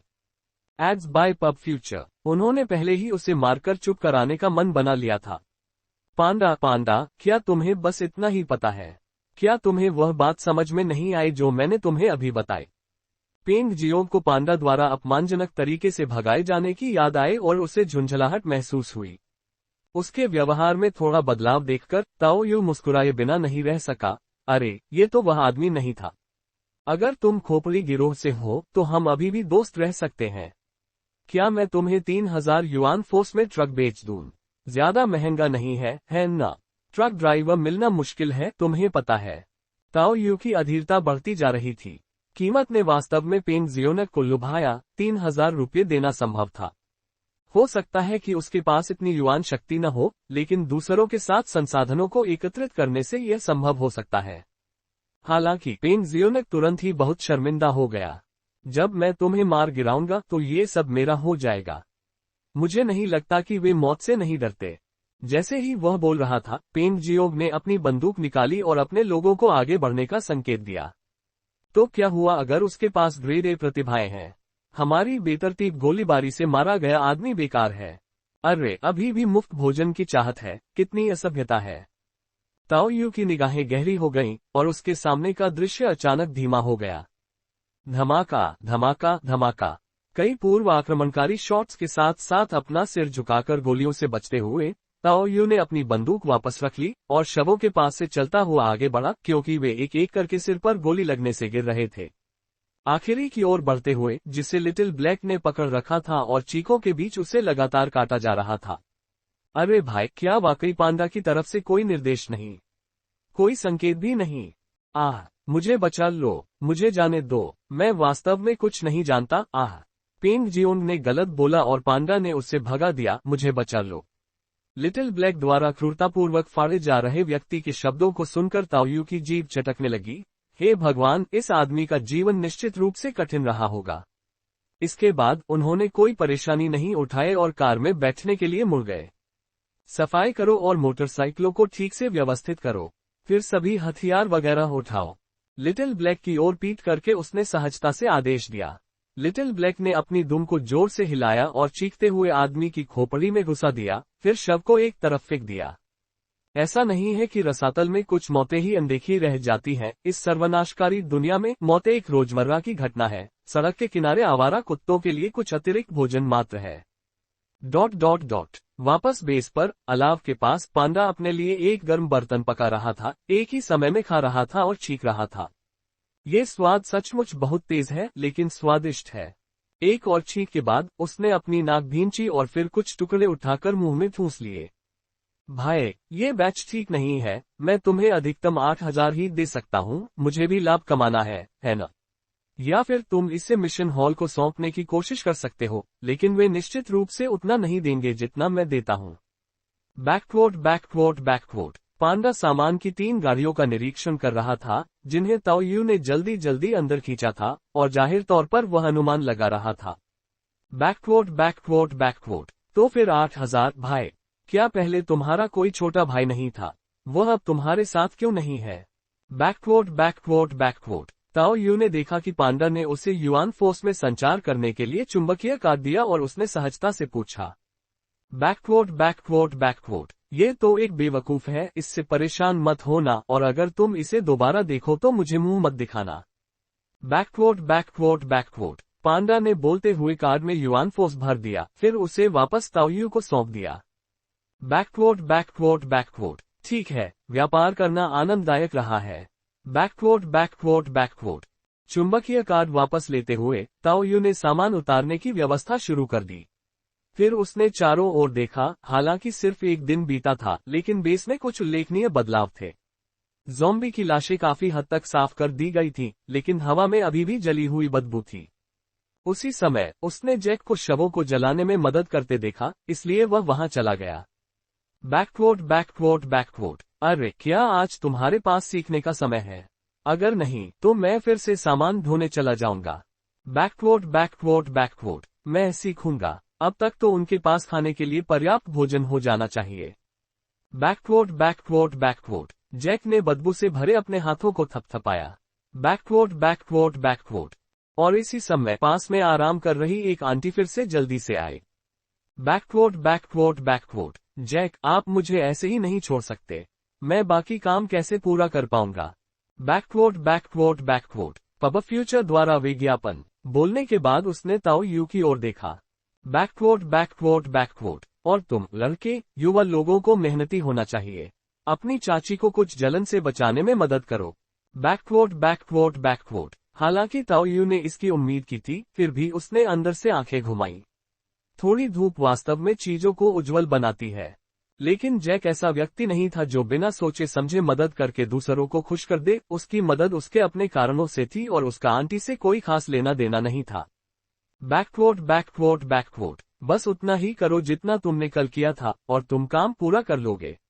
आज आखिरी बार मैं मदद कर रहा हूं, अगर तुम अपने आप को नहीं ढाल पाए तो तुम भूखे मर जाओगे। बैकवोट। जैक ने स्पष्ट कहा। फिर उसने चाची की प्रतिक्रिया को पीछे छोड़ दिया और ताओ यू का पीछा करते हुए वहां से चला गया। ट्रेन फॉर्म मुख्य रूप से हल्केपन पर आधारित है। आपकी गतिविधियां बहुत अधिक बलशाली होती हैं। बैकवोट। अब तक सैन्य अड्डे से लाशें साफ हो चुकी थीं, तथा काफी खुली जगह भी थी, फिर भी हवा में अभी भी जलने की गंध थी। इस बीच जैक के अलावा टॉमी और सेन के भी पास में ही अपने रुक कौशल का अभ्यास कर रहे थे। वे युआन बल का उपयोग करने में सक्षम नहीं थे, लेकिन शारीरिक फिटनेस में सुधार के लिए अभ्यास करना अभी भी फायदेमंद था। बैकवोट बैकवोट बैकवोट, ये बहुत कठिन हो गया है, निश्चित रूप से इतना सरल नहीं है। बैकवोट बैकवोट बैकवोट, जैक पहले से ही मुद्रा कौशल से परिचित था और उसने कई ज़ॉम्बी को मार गिराया था, इसलिए उसे मूल बातें पता थीं। साथ ही उसके पास हरकत करने की एक स्वाभाविक प्रतिभा थी। लेकिन फिर भी केवल प्रवेश स्तर के क्रेन फॉर्म में महारत हासिल करना कुछ हद तक कठिन था। बैकवोट बैकवोट बैकवोट, आंदोलन लगभग हो चुका है, बस इसे महसूस करने के लिए काम करने की जरूरत है। बैकवोट बैकवोट बैकवोट, ताओ यू ने एक बार फिर युआन बल त्वरण के साथ क्रेन रूप का प्रदर्शन किया और फिर धीरे धीरे सांस छोड़ी। तभी आसमान से आती हुई एक तेज आवाज ने उसका ध्यान खींचा और उसने ऊपर देखा तो सूर्य भाई बहन एक तैरती हुई मोटरसाइकिल पर उतर रहे थे। बैकवोट बैकवोट बैकवोट, मुझे उनसे कुछ चर्चा करनी है, आप लोग अभ्यास करते रहें। बैकवोट बैकवोट बैकवोट, आगे बढ़ो, बाद में आकर मेरा हालचाल पूछोगे क्या? पब फ्यूचर द्वारा विज्ञापन। बैकवोट बैकवोट बैकवोट, जैक अभी भी क्रेन के स्वरूप को समझने की कोशिश कर रहा था। बैकवोट बैकवोट बैकवोट, ताओ यू के जॉगन करने के शोर ने सुन शियू का ध्यान भी आकर्षित किया, जिसने मोटरसाइकिल रोक दी और कुछ क्षण प्रतीक्षा की। बैकवोट बैकवोट बैकवोट, क्या आपने तय कर लिया है कि आप क्या मांगने जा रहे हैं? बैकवोट बैकवोट बैकवोट, सुन शियू ताओ यू चुने हुए व्यक्ति से काफी प्रसन्न थे और उनके द्वारा स्थान का चयन सराहनीय था।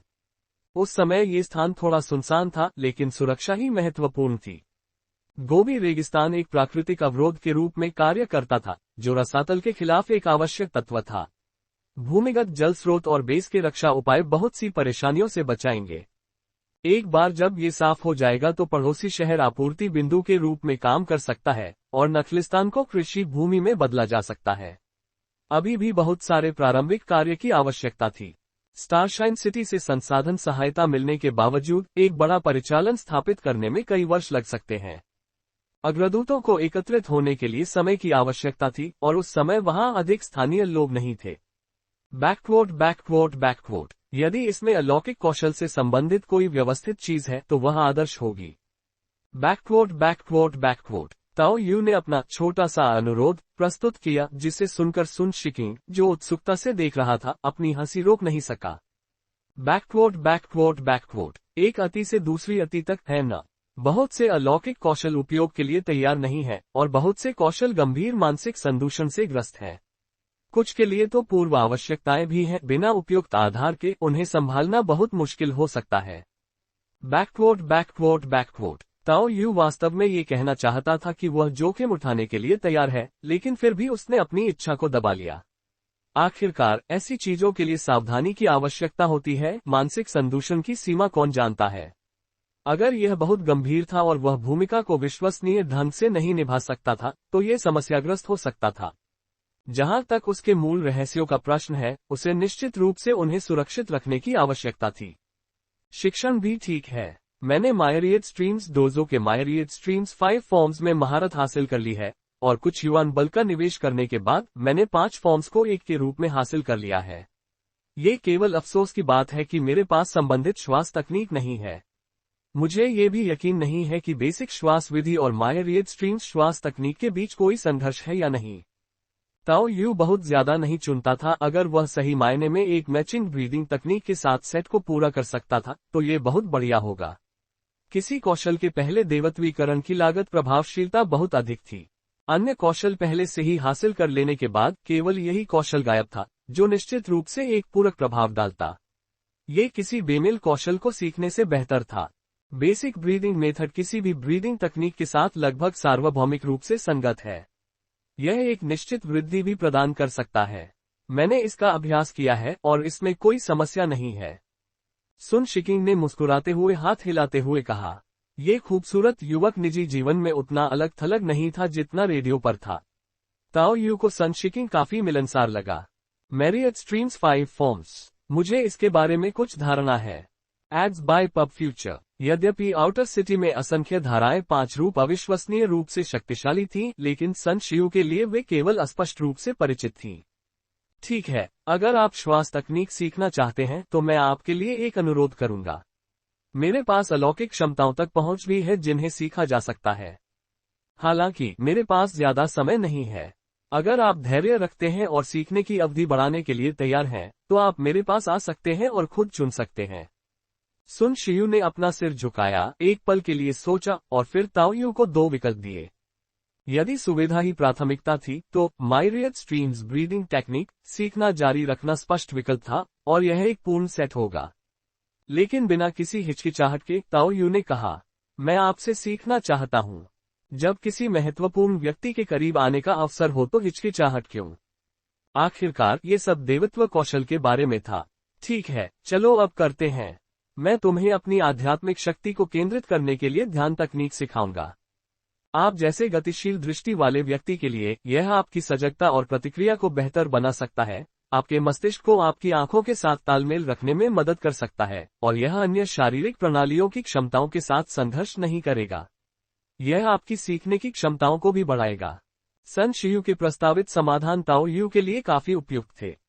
श्वास तकनीक के बारे में ज्यादा कुछ कहने की जरूरत नहीं थी, ये व्यवस्थित थी। और उन्होंने ध्यान तकनीक का भी सुझाव दिया, संभवतः ये देखते हुए कि ताओ यू की शारीरिक स्थिति पहले से ही ठीक थी, लेकिन उसके ग्रेड ए डायनामिक विजन का पूरी तरह से उपयोग करने की मानसिक क्षमता का अभाव था।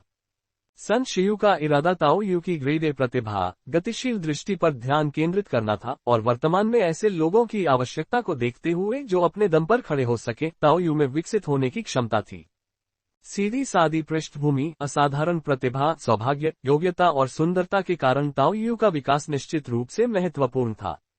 लेकिन जब उसने जो सिखाने की योजना बनाई थी, उसे सुना तो ताओ यू की आंखें और भी चमक उठीं। उनके पास अपनी शारीरिक सीमाओं को बढ़ाने के लिए बहुत सी क्षमताएं थीं, लेकिन मानसिक पहलू को बढ़ाने वाली अधिकांश क्षमताएं आकस्मिक थीं, जैसे कि छाया हेरफेर और उनकी नई प्रतिभा, मुट्ठी इरादा। श्वास तकनीक जैसी कोई व्यवस्थित तकनीक नहीं थी जो आध्यात्मिक शक्ति को एकत्रित करने के लिए क्यूई रक्त को एकीकृत करती हो। अब ध्यान तकनीक एकदम सही थी। इससे फिस्ट इंटेंशन के लाभों का पूर्ण लाभ उठाया जा सकेगा। फिर सुन शियू ने अपना सिर थोड़ा सा ताओ यू की ओर घुमाया और उसके चेहरे के सामने सूंघने लगी, फिर अपना हाथ उसकी नाक के सामने फिराया। कितने दिन हो गए नहाए? खट्टी गंध आ रही है। पहले नहा लो, फिर मुझे ढूंढना। ऐसा कहकर वह मुड़ी और सैन्य शिविर के अंदर की ओर चली गई। चलते समय उसने अपना हाथ भी आगे बढ़ाया, जिससे ताओ यू की नजर अनायास ही कई बार उसकी ओर खींच गई। जब वह पहले सूंघने के लिए झुकी थी, तो ताओ यू का दिल सचमुच कुछ धड़कनों में तेज हो गया था, और उसने उसकी नाक से एक हल्की सुगंध का आभास महसूस किया था। खैर, मुझे लगता है कि एक अच्छा शरीर होना भी एक समस्या हो सकती है, ताओ यू ने अपनी नाक को भींचते हुए और सांस छोड़ते हुए कहा। ये तो जवानी का जोश होगा। दरअसल जवानी का एहसास बहुत अच्छा था। इसके अलावा उसे हमेशा ऐसा लगता था कि युवती में कुछ ऐसी प्रतिभा या कौशल है जो उसके आकर्षण को बढ़ाता है।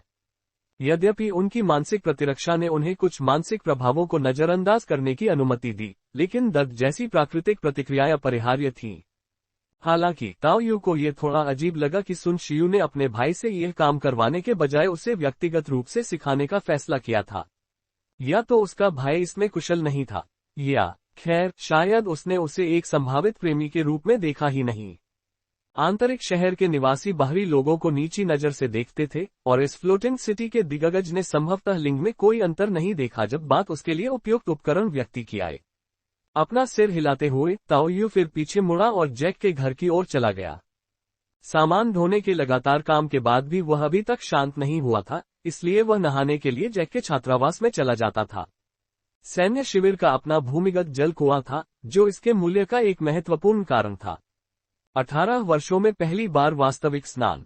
ताओ यू ने साबुन को रगड़ा और चाहा कि वह पूरी साबुन की टिकिया को कुचलकर अपने पूरे शरीर पर लगा ले। पिछले 18 वर्षों को शब्दों में बयां करना कठिन है। हर दिन वह खेती बाड़ी में व्यस्त रहता था और इन प्रसाधनों के बारे में वह सपने में भी नहीं सोच सकता था।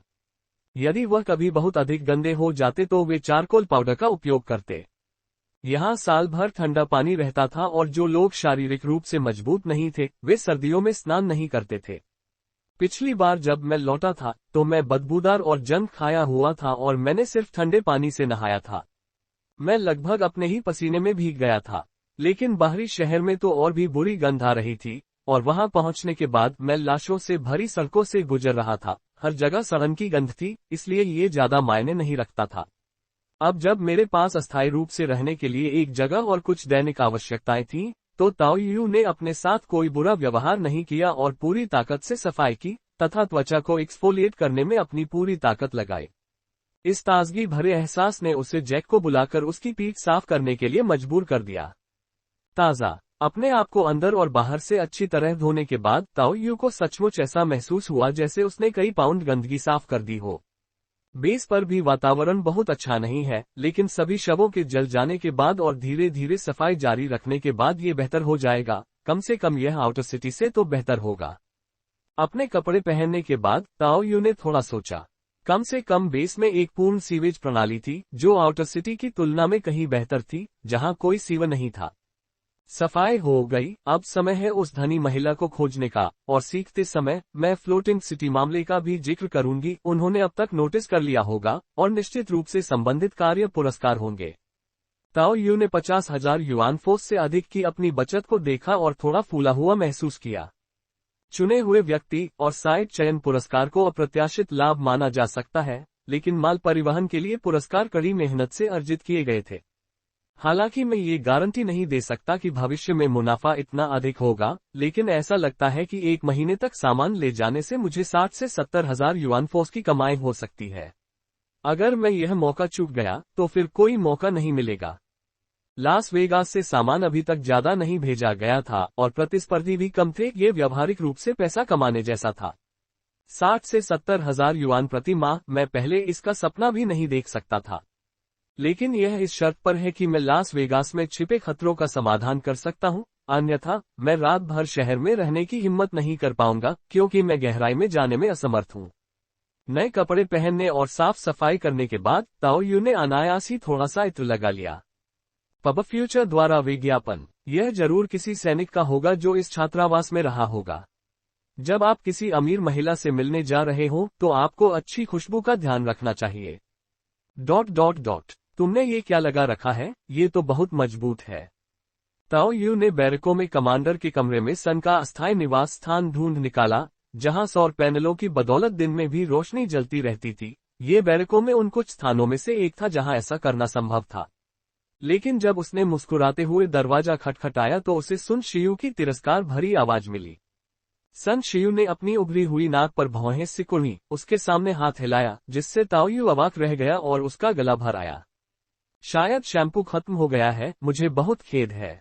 जैक, वह आदमी सच में हर चीज उठाकर घर में फेंक देता है। आह! ताओ यू ने बिना पलक झपकाए सीधे तौर पर 2 एक्सपायर हो चुके शैम्पू और जैक पर डाल दिया। ये ठीक है, पहले से बहुत बेहतर है। सुन शियू लाशों से भरे स्थानों पर रह सकती थी, इसलिए यह उसके लिए असहनीय नहीं था। वह बस आराम करते समय अच्छे वातावरण को पसंद करती थी। अंदर आओ, अपने जूते बदलो। उस समय ताओ यू ने सुन शियू के घरेलू परिधान पर भी नजर डाली। एक ओवरसाइज टी शर्ट जो उसके कामुक शरीर से खींची हुई थी, यहाँ तक कि छाती पर बनी कार्टून छवि को भी विकृत कर रही थी। शॉर्ट्स को लंबी शर्ट ने ढक रखा था, जिससे केवल एक जोड़ी अवर्णनीय सुंदर पैर दिखाई दे रहे थे, और उसके नीचे एक भूरे रंग की एक जोड़ी पिल्ला चप्पल थी। घर के अंदर ताओ यू ने सुन शिकिंग को भी इसी तरह की पोशाक में देखा, जो एक सुस्ती की तरह सोफे पर झुकी हुई थी। कमरे को विशेष रूप से साफ किया गया होगा और वह बहुत साफ सुथरा दिख रहा था। हालांकि सन शिकिंग का फिगर उसकी बहन जैसा नहीं था। उसने टी शर्ट बहुत ढीली पहनी हुई थी। अपने लुक की वजह से पहली नजर में वह एक सपाट छाती वाली लड़की जैसा दिखता था, जो काफी सुखद दृश्य प्रभाव था। ताओ यू ने डिस्पोजेबल चप्पल पहन ली और सुन शियू के पीछे अंदर चला गया। ऐसा लग रहा था कि सन शिकिंग कोई कॉमिक बुक पलट रहे हैं। उनके पास चिप्स का एक खुला हुआ पैकेट रखा है और कभी कभी वे चिप्स चबा रहे हैं। ताओ यू के प्रवेश को देखते हुए उसने सहजता से अभिवादन में अपना हाथ उठाया। ताओ भाई यहाँ है, मेरी बहन ध्यान में लगी हुई है, मैं उनकी मदद नहीं कर पाऊंगा। मिस्टर सन, आप मेरी प्रशंसा करते हैं। आप दोनों का मार्गदर्शन पाना मेरा सौभाग्य है। यद्यपि सन्स इनर सिटी के रईसों की तुलना में अधिक मिलनसार लग रहे थे, लेकिन ताओ यू उनके दोस्ताना व्यवहार के कारण बहकने वाला नहीं था। वे केवल कुछ ही बार मिले थे और यह सब चुने हुए व्यक्ति होने के कारण संभव हो सका था। लेकिन वह इस अवसर का उपयोग अपने ज्ञान को और मजबूत करने के लिए कर सकते थे। चुना हुआ व्यक्ति, और यह आधार बहुत महत्वपूर्ण है, इससे हमें बहुत मेहनत से बचत होगी। आप इसके हकदार हैं। Ads by pub Future. Sun Xiu चप्पलें बजाते हुए आगे बढ़ी, फिर उसने कैबिनेट से एक योगा मैट निकाला और उसे फर्श पर बिछा दिया। चलो अब शुरू करते हैं, पहले मुझे कुछ पोजीशन याद करा दो। सुन शियू ने A4 पेपर का एक ढेर निकाला जिस पर अमूर्त छड़ी आकृतियां बनी हुई थीं, जो कि ताजा बनाई गई प्रतीत हो रही थी। ताओ यू का मुंह फड़क उठा और फिर वह एक तरफ सीधी मुद्रा में बैठ गया और गंभीरता से सुन रहा था, क्योंकि सुन शियू ने गंभीरता से डिजाइनों की संख्या बताई और कुछ सिद्धांतों को समझाया। अपने खुद के कोलोन की खुशबू और सन शियू की ताजा खुशबू के मिल जाने से ताओ यू के लिए पूरी तरह से ध्यान केंद्रित करना थोड़ा मुश्किल हो गया और उसकी आंखें समय समय पर अनियंत्रित रूप से नीचे की ओर खिसक गईं। उद्धरण चिन्ह ... ध्यान तकनीक के आवश्यक तत्व ये हैं, आपके पास श्वास तकनीक का आधार है और आपने कुछ मुक्केबाजी चालें भी सीख ली हैं, अपने क्यूई रक्त पर महारत हासिल कर ली है, इसलिए यह आपके लिए कठिन नहीं होना चाहिए, उन्होंने कहा। जब सुन शियू ने समझाया तो उसने स्थिर और धीमी आवाज में बात की और ताओ यू ने तुरंत सिर हिलाया और कहा, मैंने इसे पहले ही याद कर लिया है। दरअसल जैसा कि सुन शियू ने कहा था, भले ही ताओ यू पूरी तरह से ध्यान केंद्रित करने में सक्षम नहीं था, फिर भी उसने इन आवश्यक बातों को पहले ही याद कर लिया था। हालांकि यदि केवल यही होता तो ध्यान तकनीक बहुत पहले ही आपके बाहरी शहर में फैल चुकी होती। ऐसा न होने का कारण यह है कि इसमें सबसे मुख्य चरण विजुअलाइजेशन आरेख का अभाव है। जैसे ही सुन शियू ने ये कहा, उसकी अभिव्यक्ति अचानक कठोर और गंभीर हो गई। हमने श्वास तकनीक के प्रसार पर प्रतिबंध नहीं लगाया है, यहाँ तक कि आपके बाहरी शहर में जो उन्नत श्वास तकनीकें सीमित रह गई हैं, वे भी आपकी अपनी इच्छा के कारण हैं। लेकिन ध्यान तकनीक अलग है, हमने वास्तव में प्रतिबंध लागू किए हैं और आप इसे लापरवाही से नहीं सिखा सकते। ये सुनकर ताओ यू ने भी अपना ध्यान पुनः केंद्रित किया, अपनी आंखों के कोने से शैतानी चमक को वापस खींचा और आश्चर्य के भाव से ऊपर देखते हुए पूछा, क्या इसमें कोई छिपा हुआ खतरा है? इसे सीखने के बाद मुझे किन बातों पर ध्यान देना चाहिए? वास्तव में इसमें गंभीर खतरे हैं, मुख्य रूप से विजुअलाइजेशन की वस्तु के संबंध में। याद रखें, आप केवल वही विजुअलाइजेशन आरेख देख सकते हैं जो मैंने आपको सिखाए हैं। यदि आप किसी ऐसे व्यक्ति से मिलते हैं जो आपको अन्य विजुअलाइजेशन सामग्री का प्रचार कर रहा है, तो आपको उनकी रिपोर्ट करनी चाहिए, चाहे वे कोई भी हो। क्या मैं जान सकता हूं क्यों? ताओ यू ने भी परिणामों की गंभीरता को समझते हुए तनावग्रस्त होकर सावधानीपूर्वक पुष्टि की। यदि वह कुछ नहीं बोलती तो वह आगे कोई प्रश्न नहीं करता, क्योंकि ऐसा लगता था कि विषय संवेदनशील है। क्योंकि हमारी रूढ़िवादी ध्यान तकनीक में विश्व इच्छा की रूढ़िवादी दिव्य आत्माओं से अलग एक विजुअलाइजेशन आरेख की कल्पना करना शामिल है, जो हमारी दुनिया को रसातल से नष्ट होने से बचाता है, जबकि रसातल से दानव देवताओं के भ्रष्टाचार से पैदा हुए विधर्मी भगवान अनुयायी भी हैं। सुन शियू ने सच्चाई नहीं छिपाई, लेकिन उसकी अभिव्यक्ति गंभीर हो गई। दिव्य आत्माएं, विधर्मी ईश्वर अनुयायी। ताओ यू को इस दुनिया के छिपे रहस्यों की झलक मिलनी शुरू हो गई थी, जैसा कि फ्लोटिंग सिटी के किसी प्रतिष्ठित व्यक्ति से उम्मीद की जाती थी। वे बहुत कुछ जानते थे। वास्तव में उन्हें दिव्य आत्माएं माना जा सकता है, लेकिन जो हमारी रक्षा कर रहे हैं, उनका कोई भौतिक रूप नहीं हो सकता, शायद उनकी कोई स्पष्ट छवि या आत्मचेतना भी नहीं हो सकती, जो संभवतः हमारे द्वारा एकत्रित की गई युवान शक्ति से बनी हो। पब फ्यूचर द्वारा विज्ञापन। सन शियू ने रहस्यवाद का सहारा नहीं लिया या अधिक धर्मनिष्ठता नहीं दिखाए, उन्होंने तो केवल स्पष्ट शब्दों में कहा कि मानो हमारी दिव्य आत्माएं केवल उपकरण हैं। अथाह गहराई के दानव देवताओं के बारे में विस्तार से बताने की कोई आवश्यकता नहीं है। उन विधर्मी देव अनुयायियों ने सभ्यता की ज्वाला को बुझा दिया है और शहरों का विनाश किया है, वे सभी के दुश्मन हैं। इस जानकारी को आत्मसात करने के बाद ताओ यू ने एक मानसिक रूपरेखा बनाई। तथाकथित दिव्य आत्माएं विश्व इच्छा के अवतार होनी चाहिए, जो सभी प्राणियों की सुरक्षा के लिए समर्पित हो और एकत्रित युवान बल को वर्गीकृत करते हुए एक से अधिक भी हो सकते हैं। फिर भी चूंकि ये मामले स्वयं विश्व से संबंधित थे, ताओ यू ने अनुमान लगाया कि सुन शियू के पास भी केवल थोड़ी बहुत जानकारी होगी और वह इसकी सत्यता के बारे में निश्चित नहीं हो सकती थी। साफ शब्दों में कहें तो एक कंपनी एबिस के बारे में कितना जान सकती है? ये सिर्फ अनुभवों का सारांश होगा। जहां तक विधर्मी ईश्वर अनुयायियों का प्रश्न है, बाहरी शहर के नारकीय वातावरण के बारे में सोचते हुए ताओ यू का मुंह फिर से फड़क उठा। यह अजीब होगा यदि वे वहां न हो, यह उनकी अपनी बनाई हुई स्थिति थी। जाहिर है वह इन विचारों को उन दोनों के सामने व्यक्त नहीं कर सकता था। हो सकता है कि फ्लोटिंग सिटी का नेतृत्व यह नहीं चाहता था कि आउटर सिटी का अंत इस तरह हो, लेकिन लोग नीतियों को लागू करते हैं, और हमेशा इच्छित लक्ष्यों को प्राप्त करना संभव नहीं होता, क्योंकि जमीनी स्तर पर मौजूद लोग उनकी गलत व्याख्या करने के तरीके ढूंढ लेते हैं। मैं समझता हूं और मैं सावधान रहूंगा। अच्छा, अपनी आंखें बंद करो, अपना दिमाग साफ करो, और मैं तुम्हें विजुअलाइजेशन डायग्राम सिखाऊंगा। सन शियू ने सिर हिलाया, फिर ताओ यू को अपने विचार साफ करने और अपनी आंखें बंद करने का संकेत दिया। इससे ताओ यू का दिल तेजी से धड़क उठा। रुको, क्या मुझे सीधे कुछ आरेख नहीं देखना चाहिए था? ताओ यू ने जल्दी से अपने विचारों को एकत्रित किया और खुद को दबा लिया। तभी उसी क्षण उसने अचानक महसूस किया कि उसकी पतली उंगलियां उसके माथे को छू रही हैं। इसके तुरंत बाद उसके मन में एक शानदार प्रकाश और छाया उभरी। आसमान में फैली स्वर्णिम दिव्यता के नीचे चौक से मूर्ति की अस्पष्ट आकृति, जिसका चेहरा अस्पष्ट था, दिखाई दी। बस इस बार विवरण अधिक विस्तृत थे।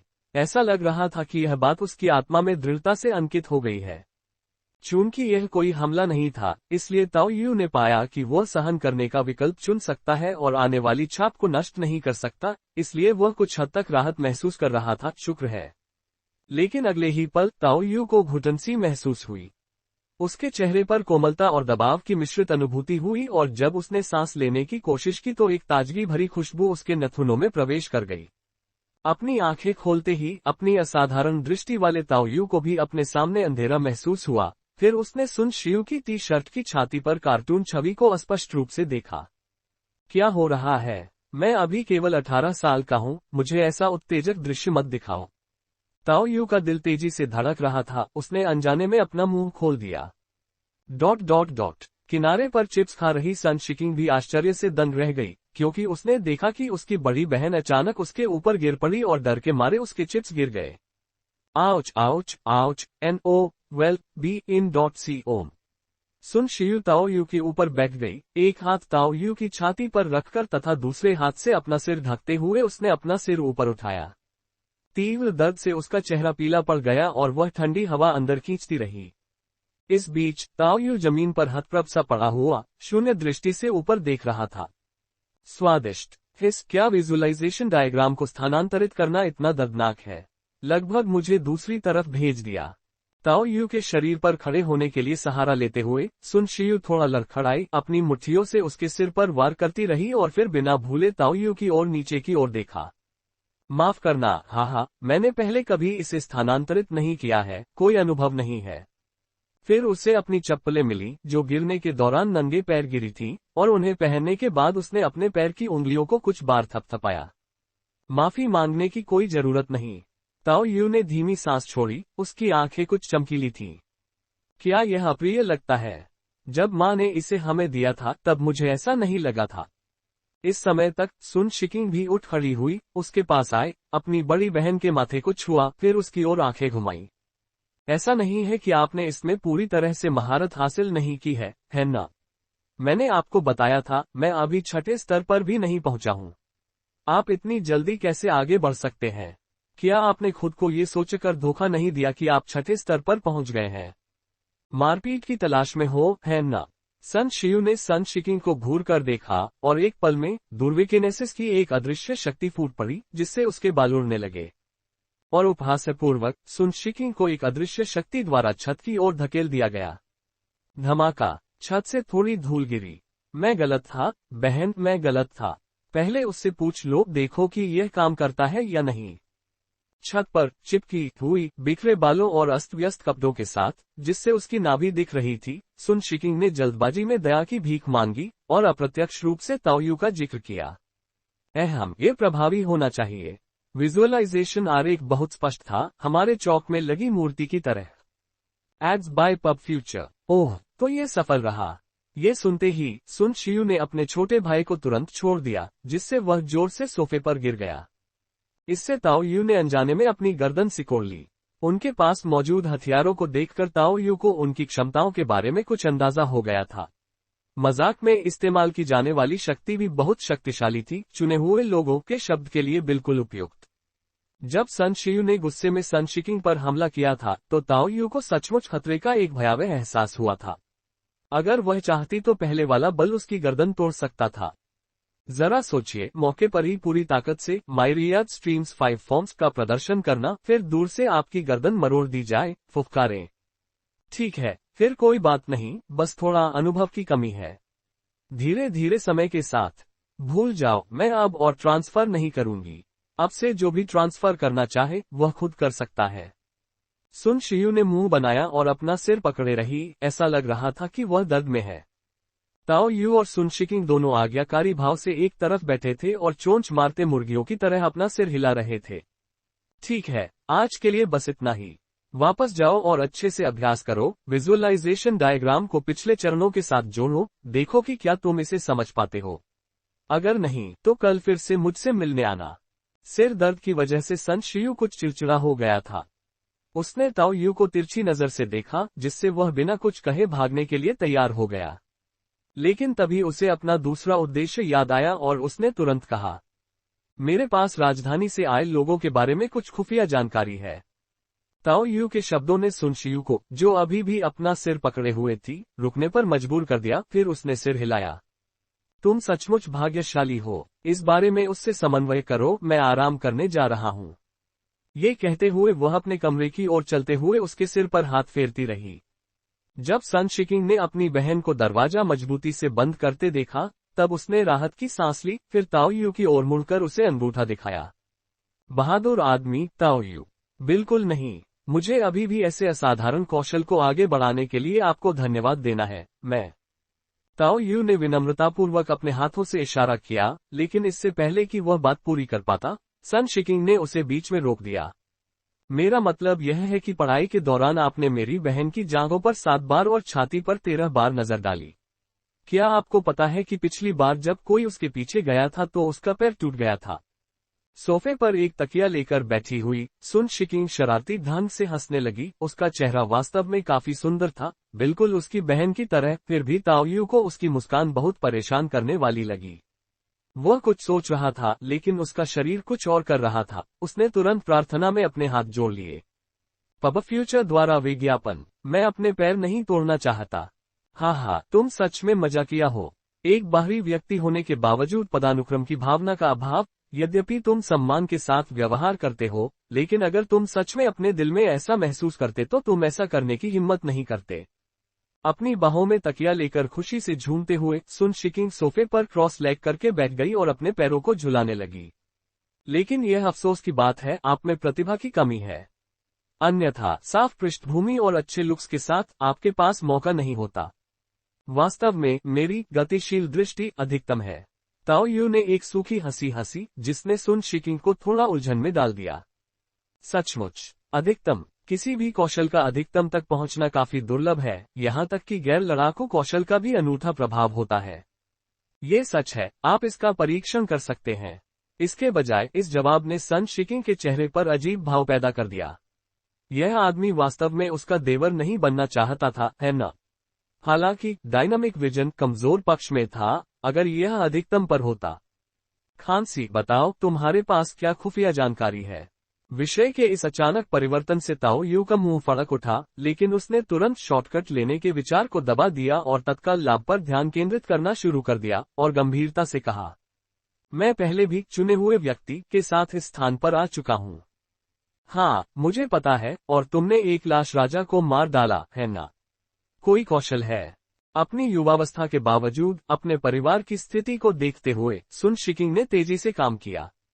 यह एक लाश परिशोधन कौशल है। सही सामग्रियों और परिस्थितियों के साथ आप उस तरह के शव राजा का निर्माण कर सकते हैं और उसे नियंत्रित कर सकते हैं। पहले भी उनकी ताकत का अनुभव कर चुका ताओ यू ने इस तरह के कौशल के बारे में ज्यादा नहीं सोचा। और क्या, जैसी कि उम्मीद थी, सन शिकिंग को फॉलो अप में अधिक रुचि थी। बाद में जब मैं शहर से गुजर रहा था तो मैंने पुष्टि की कि वे दृश्य मानव निर्मित थे, जिनका उद्देश्य शवों के शोधन के लिए प्रजनन भूमि बनाना था। ये भी संभव है कि इस दुनिया की आपदाएं इसी के कारण हुई हो। ऊपर से स्पष्ट कौशल होने के कारण ताओ यू के लिए इन अटकलों के साथ आना उचित था। लाश का परिष्करण, मानव निर्मित। सुन शिकिंग ने अपनी भौहें सिकोड़ते हुए गहराई से सोचा। यदि वे पहले ही इस स्थान पर आ चुके होते तो उन्हें शोधकर्ताओं से पता चल जाता कि लाश राजा ही इसका स्रोत था। ये निश्चित था कि इसमें महत्वपूर्ण मानवीय तत्व शामिल था।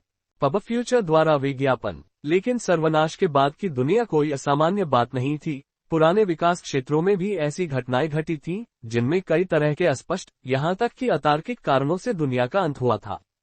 पहले तो उन्होंने इस पर ज्यादा ध्यान नहीं दिया, आखिरकार एबिस सामान्य था। लेकिन अब अचानक ही मेरे भीतर एक तर्क उभर आया था, जिसे नजरअंदाज नहीं किया जा सकता था और जिस पर गहन विचार की आवश्यकता थी। मैं समझ गया, तुम पहले वापस जा सकते हो। मैं कल अपनी बड़ी बहन से इस बारे में बात करूंगा। इधर उधर मत भटकना। ठीक है। ताओ यू निश्चित रूप से स्वयं निर्णय नहीं लेगा। साफ साफ कहें तो उनके और उनके बीच हैसियत और ताकत दोनों के मामले में बहुत बड़ा अंतर था। भले ही उनका मौजूदा संवाद सुखद था, लेकिन उन्हें बिल्कुल भी खुद से आगे नहीं बढ़ना चाहिए। ... रहने के लिए कोई जगह नहीं है, आप मुझे वापस तो नहीं भेजेंगे, है ना? ताओ यू ने जैक के दरवाजे पर दस्तक दी। आसमान काला हो गया था और वह अब और परेशान नहीं होना चाहता था, इसलिए उसने रात के लिए वहीं सोने का फैसला किया। बस यही रहो, वैसे भी यह एक डबल कमरा है। जैक को कोई आपत्ति नहीं हुई और उसने ताओ यू को अंदर आने के लिए दरवाजा खोल दिया। चुने हुए व्यक्ति के रूप में जैक को कुछ विशेषाधिकार प्राप्त थे। उसका छात्रावास अन्य छात्रावासों की तुलना में बहुत अच्छा था। धन्यवाद। किस लिए? यह आपके लिए मुझे मुट्ठी तकनीक के बारे में और अधिक बताने का एक अच्छा मौका है। जैक स्पष्ट रूप से मायरियड स्ट्रीम्स 5 फॉर्म्स का कुछ हद तक आदी लग रहा था। एक ऐसे व्यक्ति के रूप में जो युआन बल का निष्क्रिय उपयोग कर सकता था, उसकी शारीरिक संवेदनाएं टॉमी यासेनकी की तुलना में बहुत अधिक मजबूत थीं। ठीक है, पहले जाकर साफ हो जाओ, तुम्हारे बदन से बहुत बदबू आ रही है। ताओ यू ने जैक की ओर घृणा से अपना हाथ उसके चेहरे के सामने लहराया। जैक ने अपने आप को बाईं ओर, फिर दाईं ओर सूंघा और फिर कुछ हैरान होकर कहा, लेकिन मुझसे बदबू नहीं आती। जल्दी करो। ओह... जैक के साथ कुछ महत्वपूर्ण बिंदुओं पर चर्चा करने और उनसे निपटने के बाद ताओ यू ध्यान तकनीक को एकीकृत करने के लिए बिस्तर पर लौट आया। यद्यपि सुन शियू के छोटे छोटे आकृतियों के चित्र अमूर्त थे और ताओ यू का ध्यान कहीं और था, फिर भी महत्वपूर्ण भाग स्पष्ट रूप से व्यक्त किए गए थे। विजुअलाइजेशन डायग्राम भी उनके दिमाग में सफलतापूर्वक अंकित हो गया था और सभी शर्तें पूरी हो गई थीं। कोई कारण नहीं था कि यह काम न करे।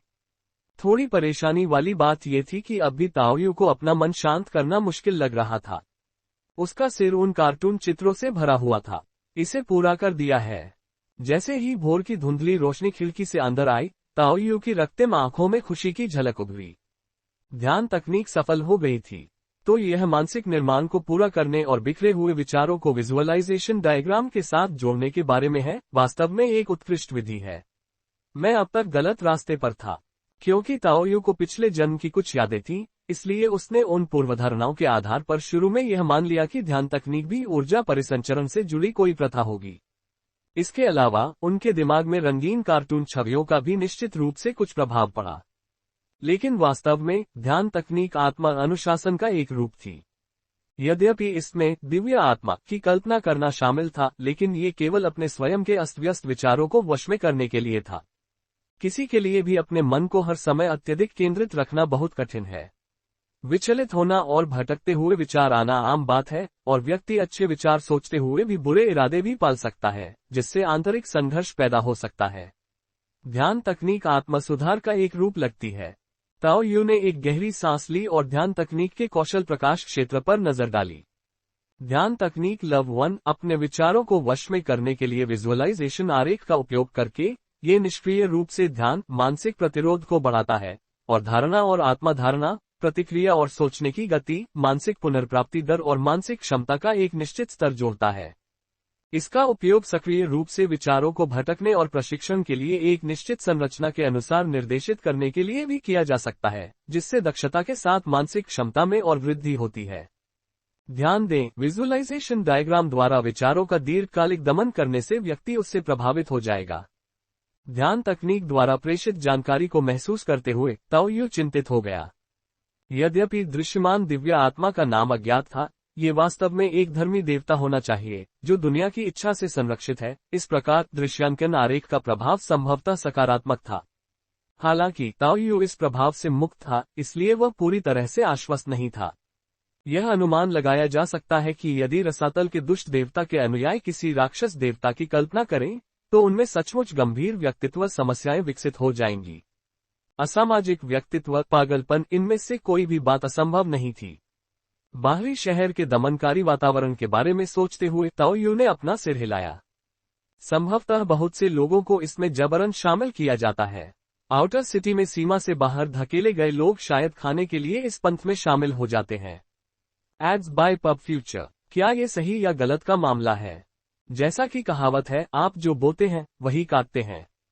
ताओ यू निर्णय लेने की स्थिति में नहीं था, लेकिन वह और उनके प्रियजन वहां रहते थे, इसलिए इस मामले पर उनका अपना दृष्टिकोण था। कुछ बातें समझी तो जा सकती हैं पर स्वीकार नहीं की जा सकती। मैं आप सबको समझता हूं, लेकिन मुझे कौन समझता है?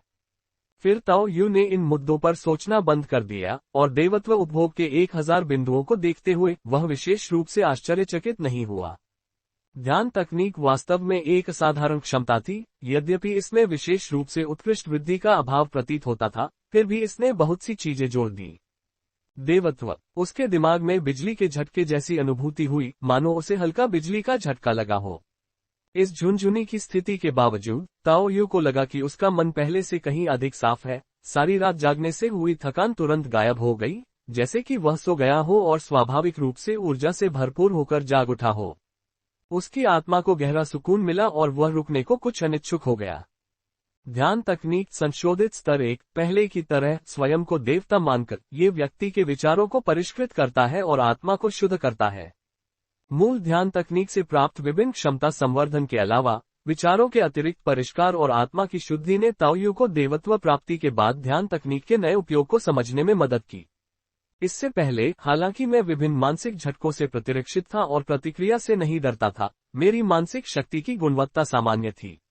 काओ शाओलिन के साथ मुठभेड़ में मैं केवल उसका ध्यान भटकाने में कामयाब रहा, उसकी गतिविधियों को प्रभावित किए बिना। ताओ यू ने तुरंत अपने मन में तुलनाएं की और अपने मुट्ठी इरादे के बारे में सोचा। कुछ हद तक मुट्ठी इरादे की प्रतिभा ने उनके घुसे और किक से जुड़े आध्यात्मिक दबाव को भी बढ़ाया, मानसिक शक्ति को मूर्त इच्छा शक्ति में परिवर्तित किया, जिससे प्रभाव काफी मजबूत हो गया। लेकिन किसी के विचारों का परिष्कार और आत्मा की शुद्धि मुट्ठी इरादे के साथ हो सकती है। शुद्ध मानसिक शक्ति के साथ मुट्ठी इरादे का निर्माण करने से प्रभाव केवल बेहतर होगा। आम भाषा में ये दो अलग अलग गुणन क्षेत्र थे। रोमांचक, एड्स बाय पब फ्यूचर, न केवल मुक्का और लात के बीच मुट्ठी का इरादा, बल्कि गोलियों पर प्रभाव को भी मजबूत किया जा सकता है। हालांकि मानसिक शक्ति के परिष्कार को पूर्ण करने के लिए संशोधित ध्यान तकनीक संशोधित को निरंतर संचालित करना पूर्वापेक्षा थी, और विचारों को परिष्कृत करना भी मानसिक शक्ति को शुद्ध करने की दिशा में एक कदम था। ऐसा लगता था जैसे विचार हथौड़ा थे और आध्यात्मिक शक्ति इस्पात। विचार ध्यान तकनीक के पथ पर चलते हुए, प्रहार करते और पीसते हुए, न केवल आध्यात्मिक शक्ति को शुद्ध कर रहे थे, बल्कि अपने विचारों को भी गढ़ रहे थे। यदि विचारों को एक निश्चित सीमा तक मजबूत किया जाए, तो शायद हम बिना शारीरिक संपर्क के भी दूरी पर स्थित वस्तुओं को नियंत्रित कर सकते हैं। ताओ यू ने अपने दिल में सोचा, लेकिन अभी के लिए उसकी ध्यान तकनीक संशोधित केवल शुरुआती स्तर पर थी, अभी भी लेवल 1 पर थी।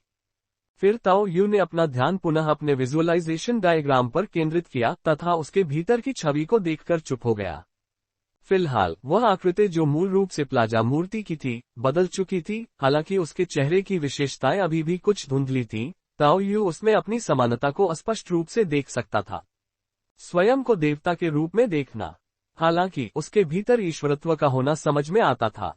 इसके अतिरिक्त आध्यात्मिक सुधार की गति को बढ़ाने वाले अतिरिक्त प्रभावों को जब एकाग्रता हार के साथ जोड़ा गया, तो इससे एक अच्छी व्यवहारिकता भी सामने आई। ये सहनशक्ति बढ़ाने का एक अपरंपरागत तरीका था। बाद में मुझे स्थिति की जांच करने के लिए अभी भी अमीर महिलाओं और सज्जनों को ढूंढना होगा। मुझे यकीन नहीं है कि वे छिपे हुए खतरों का कब ध्यान रखेंगे। केवल उन्हें हल करके ही मैं अधिक सुविधाजनक रूप से माल परिवहन कर सकता हूँ।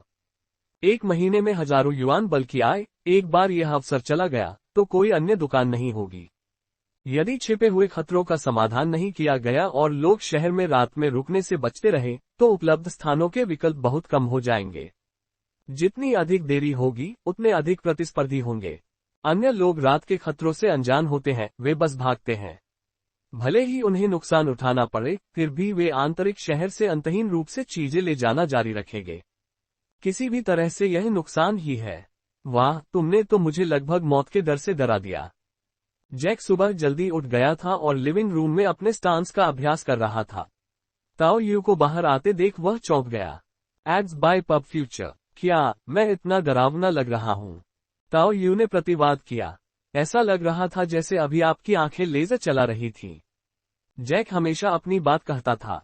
इससे ताओ यू एक क्षण के लिए रुक गया और फिर उसने अनायास ही कहा, अपनी आंखों को अच्छी तरह देखिए, अब उनमें भी लेजर है। जैक को एहसास हुआ कि उसके शब्द थोड़े अवास्तविक थे और वह कुछ शर्मिंदा भी हुआ, लेकिन फिर भी उसने आवाज लगाई, सच में अब आपकी आंखें बहुत चमकदार लग रही हैं। मेरी प्रतिभा गतिशील दृष्टि है, क्या ये सामान्य नहीं है? ताओ यू ने तुरंत उस स्थान पर प्रहार किया जहां चोट लगी थी, जिससे जैक चुना हुआ व्यक्ति जिसके पास कोई प्रतिभा नहीं थी, बिना कुछ बोले ही दूर चला गया, जबकि वह चुपचाप अपना रुख बनाए रहा।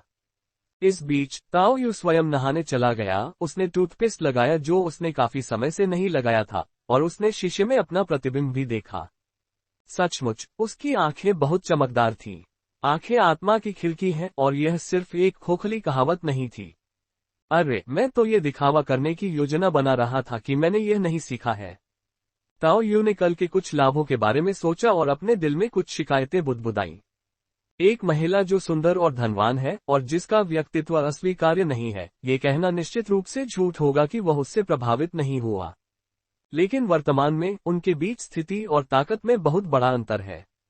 खुलेआम उसका पीछा करना, उसकी प्रतिक्रिया की तो बात ही छोड़िए, निश्चित रूप से अंतहीन मुसीबतें लाएगा। गुरगल गुरगल पाह।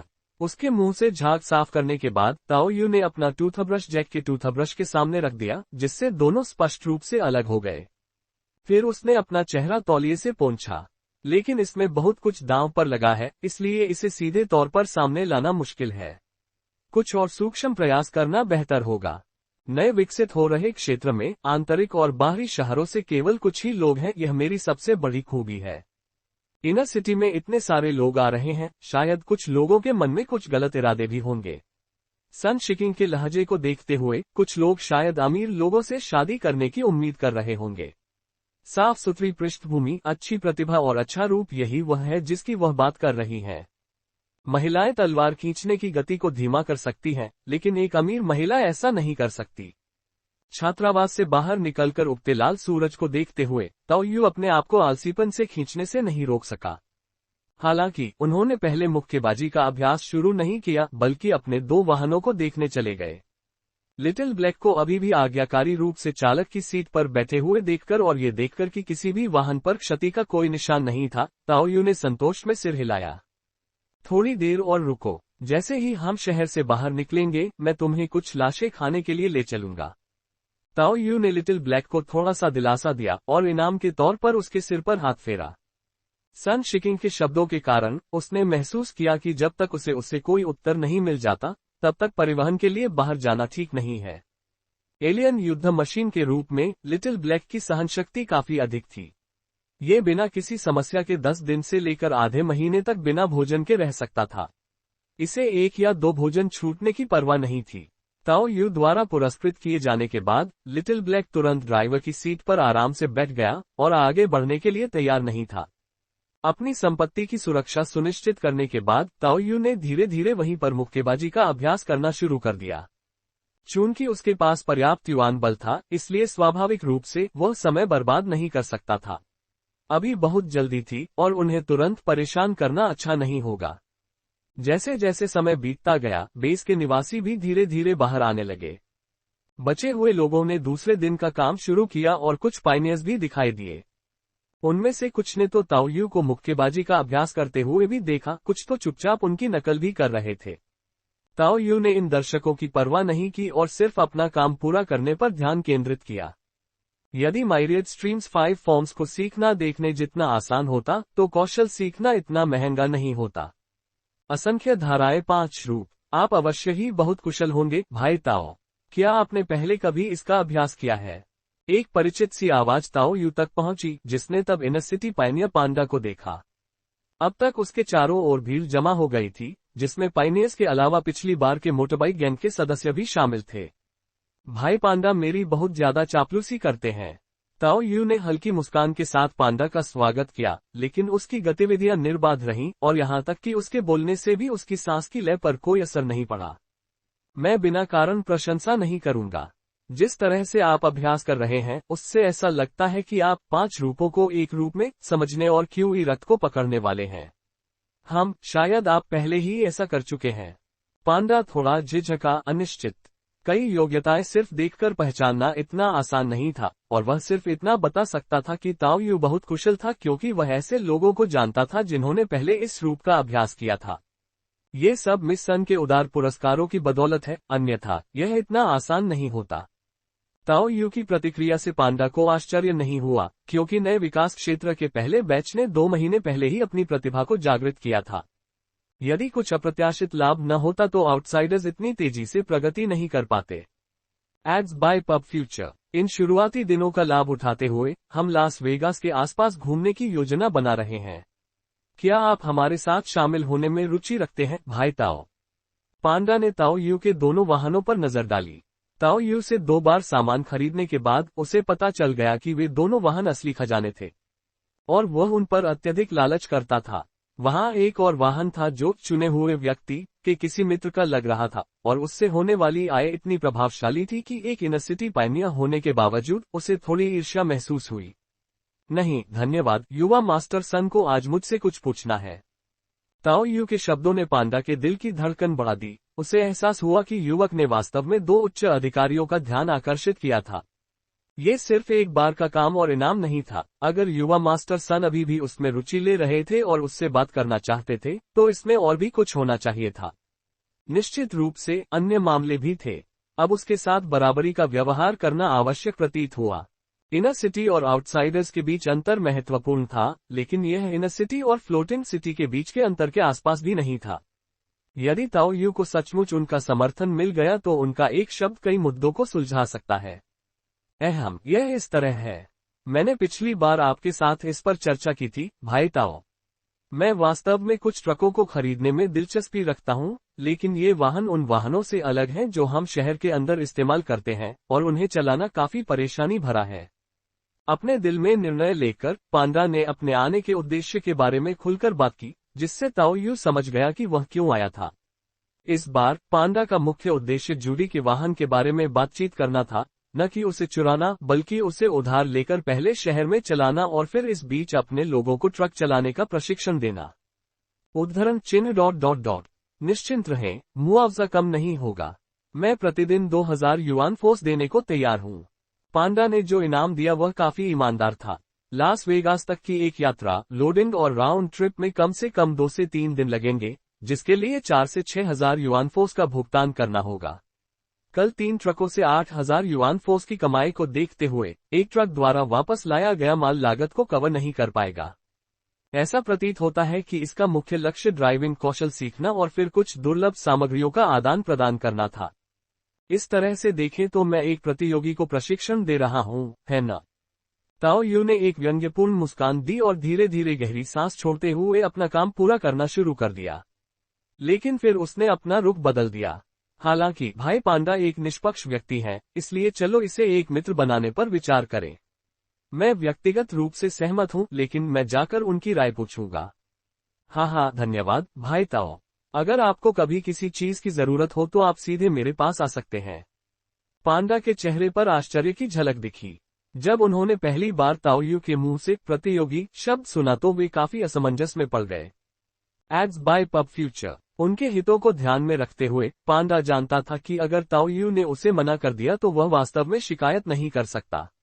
उसने ये भी सोचा कि ये दुर्लभ अवसर कुछ ऐसा था जिस पर वह कुछ समय के लिए एकाधिकार करना चाहता था। किसी और को सिखाना वस्तुतः एक प्रतियोगी को बढ़ावा देने के समान था। बैकवोट। लेकिन उसे आश्चर्य हुआ कि दूसरे पक्ष ने एक आइटम चुनने के बाद अनुरोध पर भी सहमति जताई, जो वास्तव में एक एहसान था जिसे स्वीकार किया जाना चाहिए। आखिरकार दूसरा पक्ष किसी तरह से सन के 2 सदस्यों से संबंधित था। कोई उन्हें सिर्फ एक और साधारण बाहरी पायनियर नहीं मान सकता था। ताओ यू ने वास्तव में इस पर बहुत सोचा था। ट्रक चलाना एक कौशल के रूप में कठिन था, लेकिन आम भी था। भविष्य में वह निश्चित रूप से दूसरों को खोजने में सक्षम होगा। यह ऐसा कुछ नहीं था जिस पर एकाधिकार किया जा सके, और प्रतिस्पर्धी केवल बढ़ेंगे। बेहतर होगा कि सहयोग किया जाए और अधिक लोगों के आने से पहले लास वेगास को उसके संसाधनों से खाली कर दिया जाए। मुझे इससे कोई परेशानी नहीं है। मैं ट्रक चलाकर अपना गुजारा करता हूं और ये लाशें ढोने से कहीं बेहतर है।